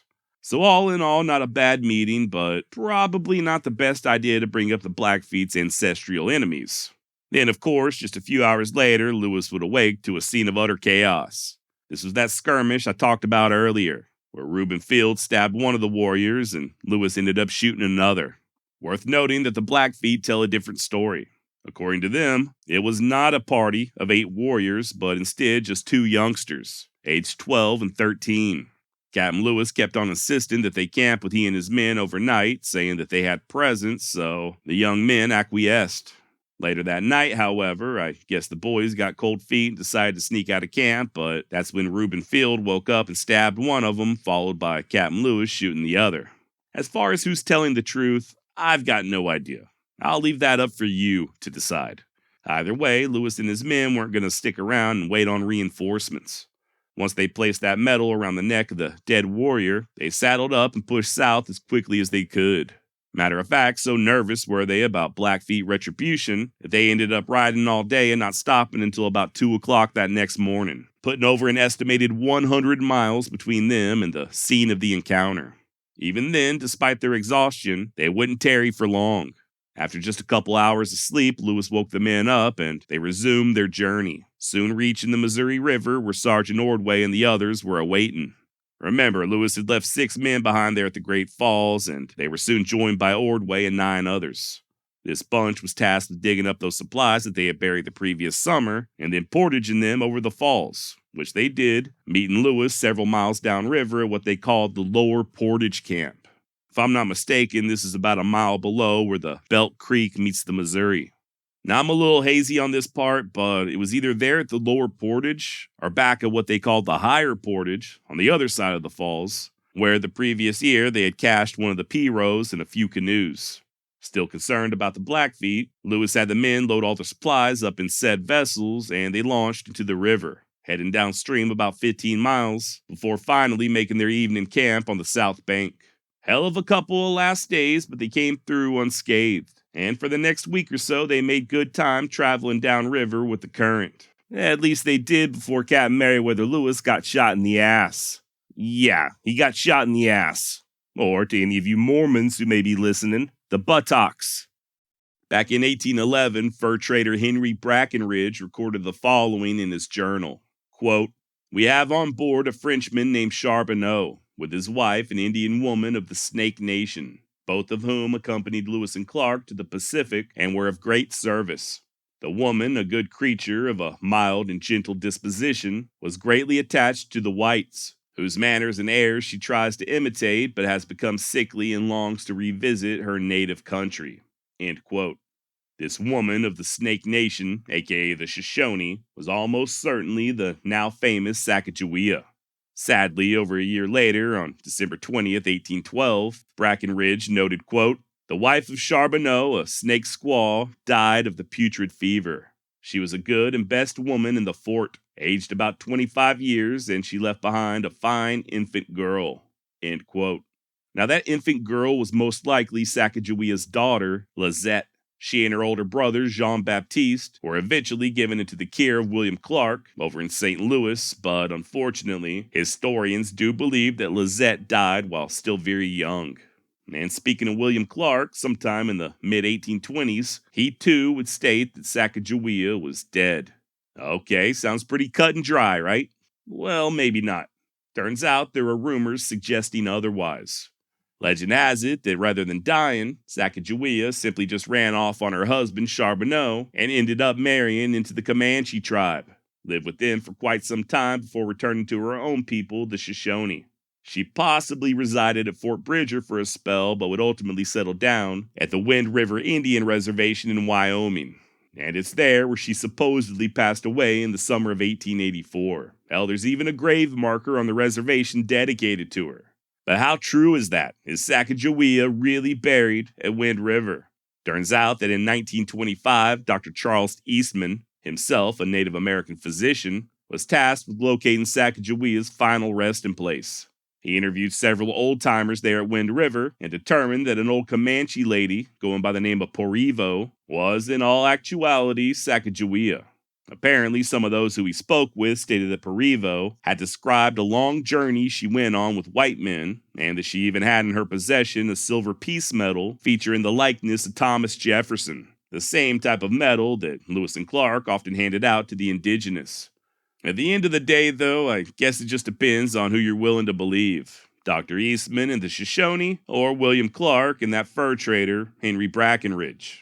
As for the fate of Sacagawea's son, Jean-Baptiste, and her not-so-nice husband, Toussaint Charbonneau, we will be discussing them here in just a bit.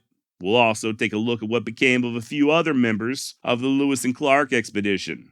And yeah, we will look into the mysterious death of Meriwether Lewis. Warning, it ain't pretty, and the story you're about to hear is not for the faint of heart. Captain Meriwether Lewis was taking careful aim when the ball struck him, entering his left eye about an inch below the hip joint and exiting out his right ass cheek. Now, me personally, I've never been shot, at least not with anything stronger than a BB gun. But I have been told that it feels like getting hit with a searing hot baseball bat, or as Lewis described the pain, very severe. Turns out he and Private Cruzette had been out hunting when they wounded an elk. Looking to finish the job, the pair split up and began stalking the injured animal through the brush. Lewis spotted the elk first and had just shouldered his rifle when, much to his surprise, it was he who got shot. Now, Cruzette was horribly nearsighted, and Captain Lewis initially figured that the damn fool had mistaken him for the wounded elk. Calling out in what I imagine was some not-so-nice language, Lewis yelled for Cruzette, but there was no answer. He hollered again, and the result was the same: silence. This was repeated a couple more times, and Lewis started getting nervous. Thinking now that perhaps he was wrong and that his assailant was a native warrior, possibly looking for another shot, Lewis called out once more, this time instructing Cruzette to make a run for it as he did the same. Within minutes, Captain Lewis was back at the river and rallying the others to the private's rescue. Remember, at this point he had pretty much convinced himself that they were under attack. Lewis attempted to join the relief party, but his leg finally gave out from underneath him, so instead he just crawled over into one of the canoes and prepared to, quote, sell my life as dearly as possible, end quote. Thankfully, the men soon returned with an unharmed, yet seemingly confused, Private Cruzet in tow. Not only did he swear up and down that it wasn't him who shot Lewis, but he also claimed not to have even heard the captain hollering. For what it's worth, Lewis did have the discharged ball. Apparently, it had lodged in his buckskin leggings, and it was of the exact same caliber as Cruzet's rifle. Surprise, surprise. While Lewis would later write that he didn't believe Cruzet shot him intentionally, he also never bought into the private's denials. As far as the wound goes, luckily no bones were hit, but still, it was extremely painful, and Captain Lewis was effectively out of commission, relegated to laying on his belly in one of the canoes, ass up, the entire way downriver till they met up with Captain Clark. Now, if you'll recall, the captains split up back at Traveler's Rest in early July, and unlike Lewis, Clark's journey had been relatively uneventful. The always valuable and way underrated Sacagawea had guided he and his men through the Bozeman Pass and down onto the Yellowstone. The only real problem they ran into was having about 24 of their horses stolen. Nevertheless, they constructed a pair of large dugouts and were successful in navigating the Yellowstone to where it meets the Missouri in present-day North Dakota. And it's there on August 12th that the captains were finally reunited. As for Sergeant Pryor and the 3 others who were tasked with taking the remaining horses to the Mandan, well, that didn't exactly go as planned. As luck would have it, they were only a day into their journey when they too had their horses stolen. All of them. Rather than continue on foot, they threw together a couple of bull boats, and by August 8th, they hooked back up with Clark. A few days later, here comes Lewis and his ventilated backside, and for the first time in nearly a month and a half, the Corps of Discovery was whole again, save for a sizable chunk of flesh missing from Meriwether Lewis's ass cheek. The expedition would arrive back at the Mandan villages on August 14th, at which point Charbonneau was discharged from duty and given a $500 payment for his services.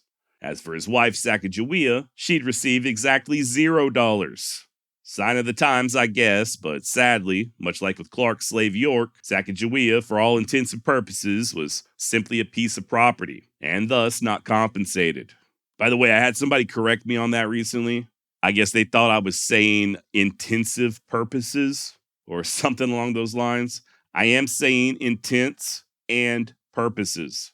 If it sounds like I'm running the words together, that's my bad. Y'all know I can't talk, right? Now, I was also there among the Mandan where the Corps of Discovery would say their goodbyes to Private John Coulter. Right around the same time that the expedition had reached the villages, they were met by a pair of Americans named Forrest Hancock and Joseph Dixon. This enterprising duo had plans on trapping beaver along the Yellowstone and were hoping that Coulter would join them. He agreed, and even though his enlistment wouldn't officially end for another 2 months, Captain Lewis granted permission. Dude had been away from civilization for over 2 years, and just as his companions were on their way back to soft beds and strong whiskey, Coulter instead turned his face once more towards the west, and in doing so, would come to be known as the first of a new breed called the Mountain Men. But that's another story for another day. Actually, it's going to be our story next week. Believe it or not, I started this whole series with the idea of covering John Coulter, and it just kind of morphed into what you're hearing now. But don't worry, like I said, next week we will continue with the life and death of John Coulter. The remaining members of the expedition, along with a Mandan chief named Big White, would depart on August 20th, and the return trip home was mostly without incident. They anticipated trouble from the Lakota, and at one point even thought they were being shot at, but it just turned out to be some friendly Yankton engaging in target practice. Now, it's worth pointing out that the peace that Lewis and Clark had initially attempted to establish there along the Missouri did end up as an abject failure. In their absence out west, the Arikara had resumed fighting the Mandan, along with the Lakota and the Hidatsa, making raids against the Omaha and the Shoshone and damn near everybody else. Nevertheless, the Corps of Discovery would arrive at St. Louis to a hero's welcome on September 23, 1806. After 2 years, 4 months, and 10 days, they were finally home, minus Sergeant Floyd and John Coulter. Speaking of Floyd, I failed to mention this a moment ago, but they did stop at his grave on their way home and pay their respects.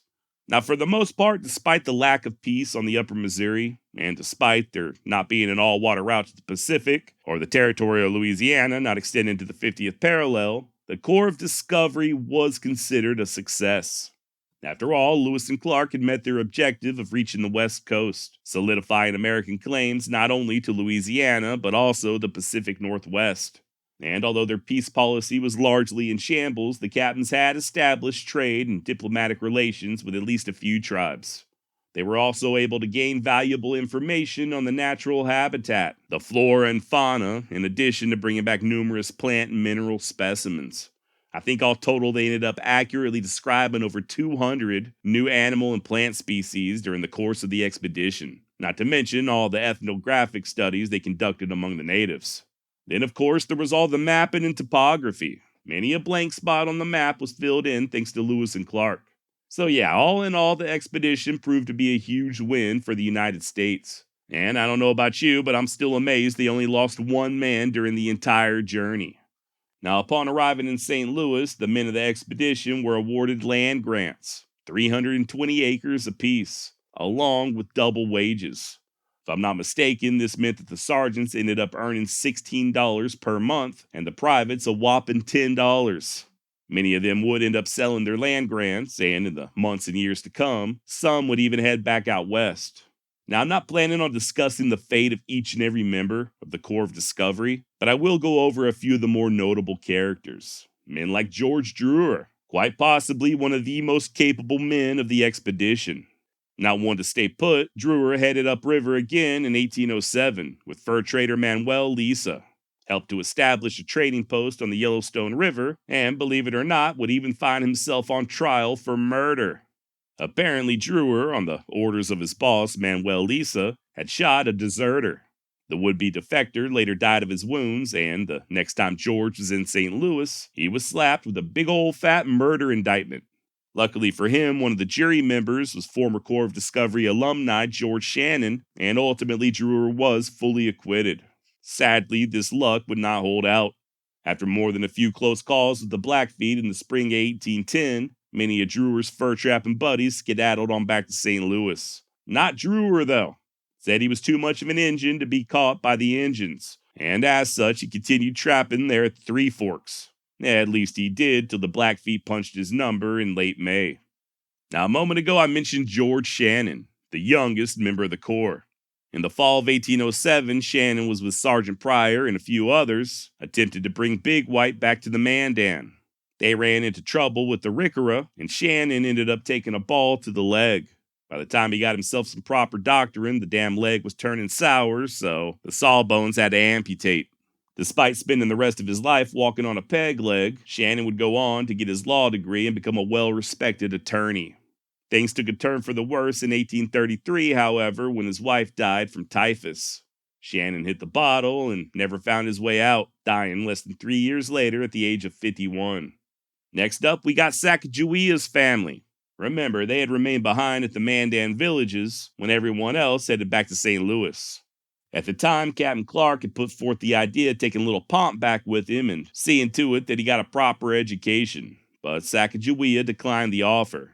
That said, she and her husband would move to St. Louis the following year, and in 1809, when they headed back up the Missouri, this time they did leave little Pomp in the care of William Clark. I keep calling him Pomp, but his actual name was Jean-Baptiste Charbonneau.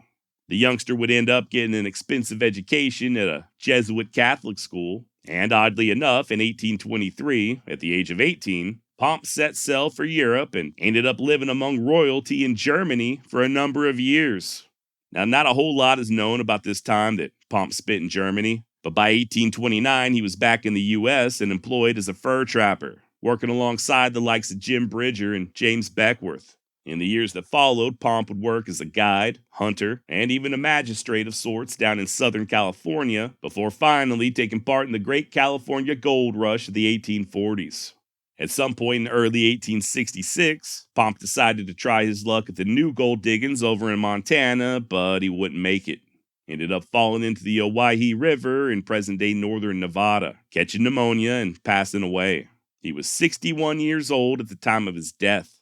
Speaking of the Owyhee, I did mention that river and the Owyhee Desert extensively in a recent episode I did on Claude Dallas.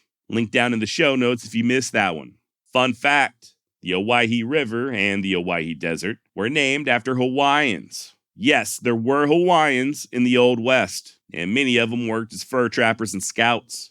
But you would already know that if you signed up for the 100% free Wild West Extravaganza newsletter.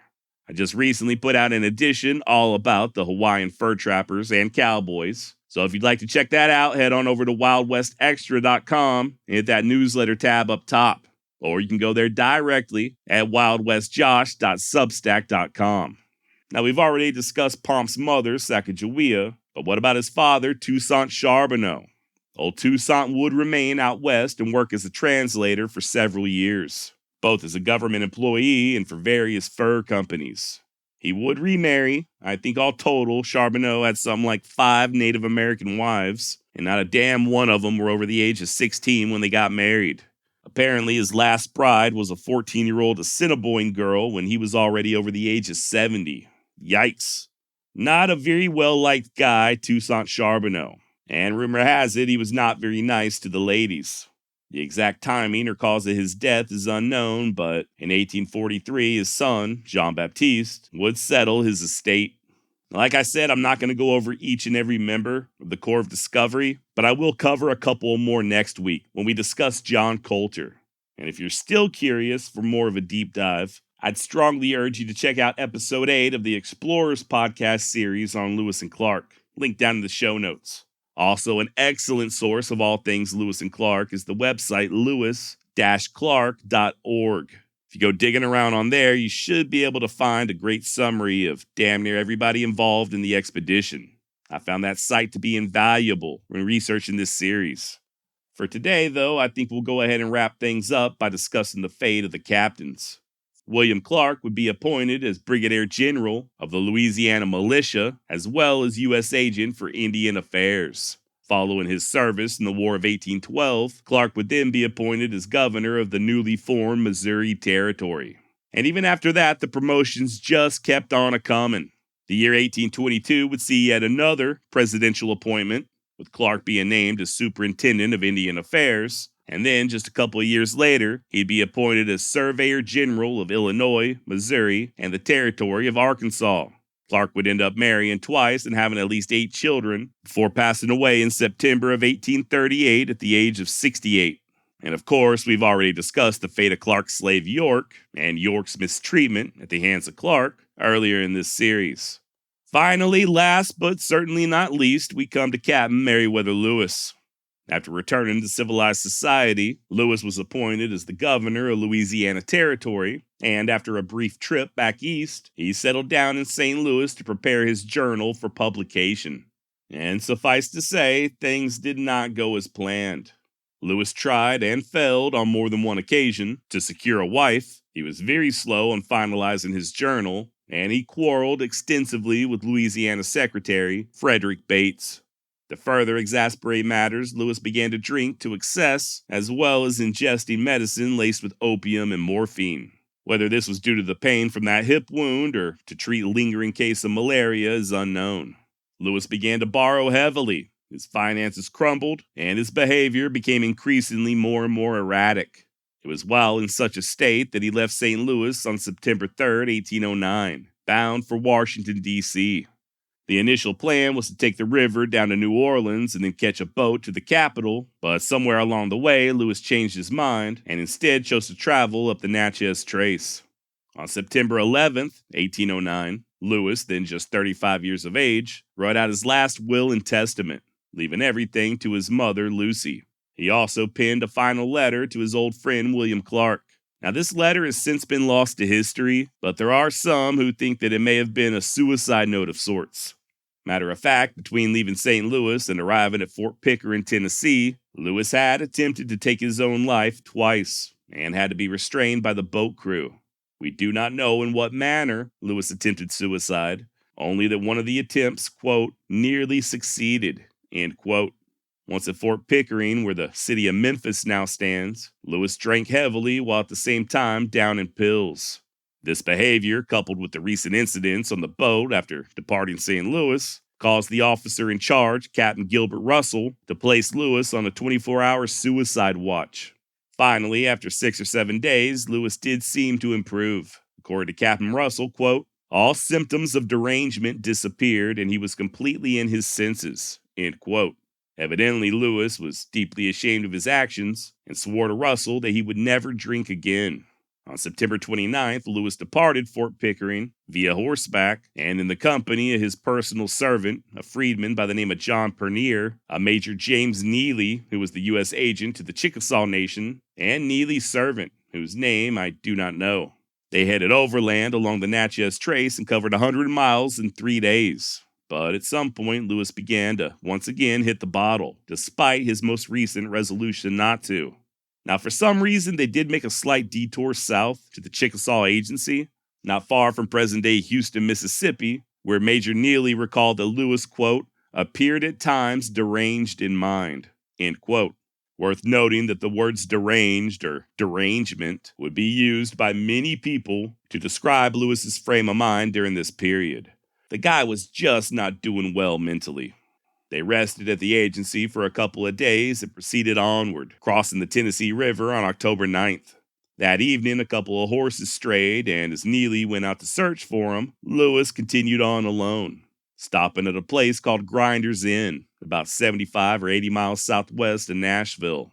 Mr. Grinder was away at the time, but his wife Priscilla was running the place. She asked Lewis if he was traveling alone, and he said no, that there were 2 servants coming up the trail behind him.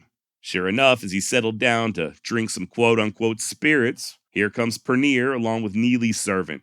Oddly enough, Lewis asked Pernier where the gunpowder was, but Pernier wisely evaded the question.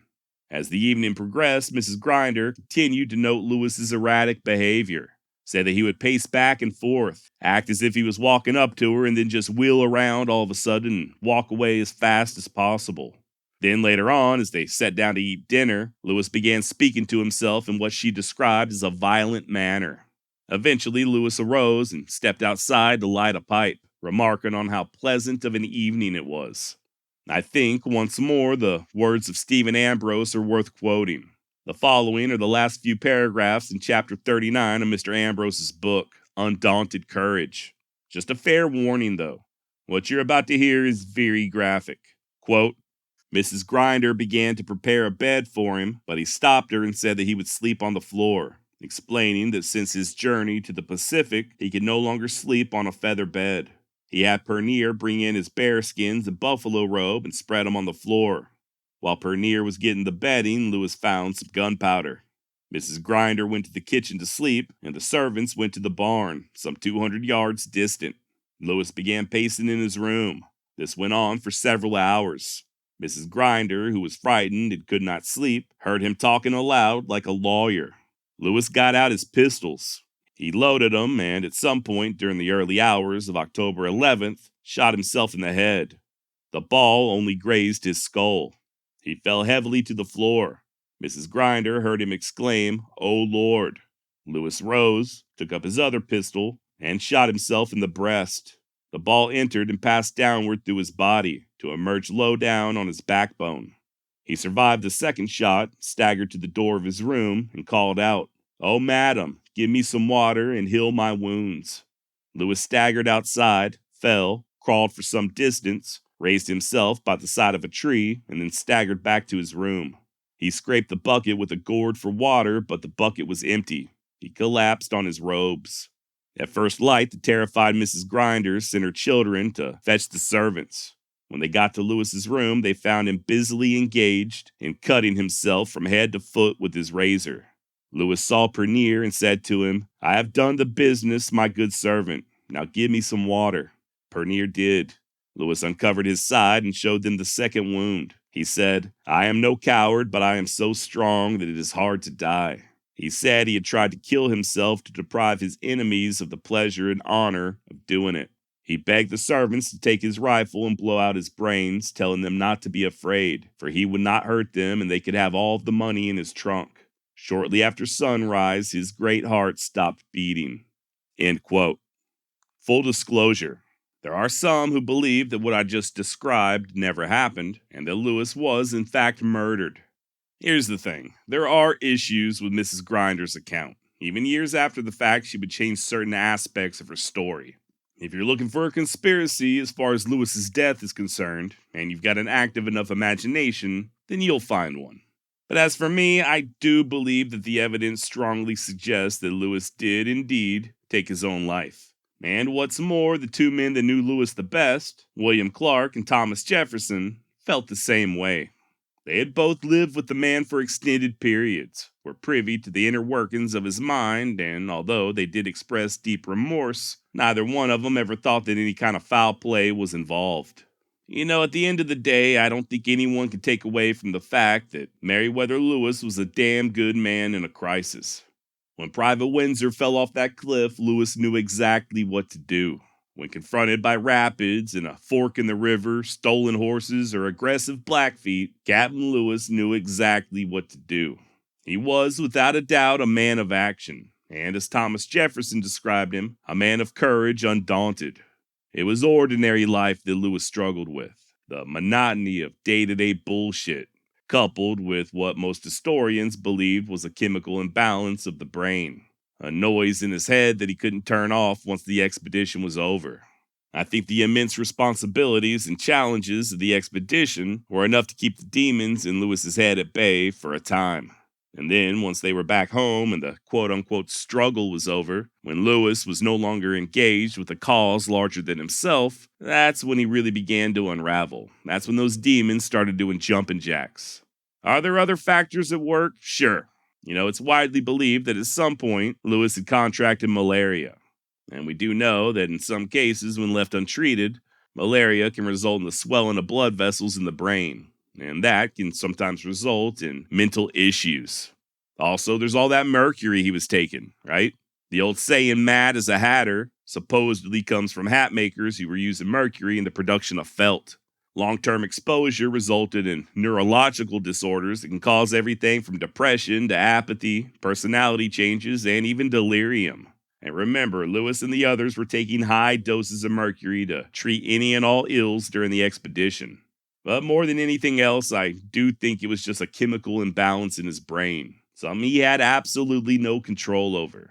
And it's that brain of his, or what was left of it, that eventually did him in there at Grinder's Mill.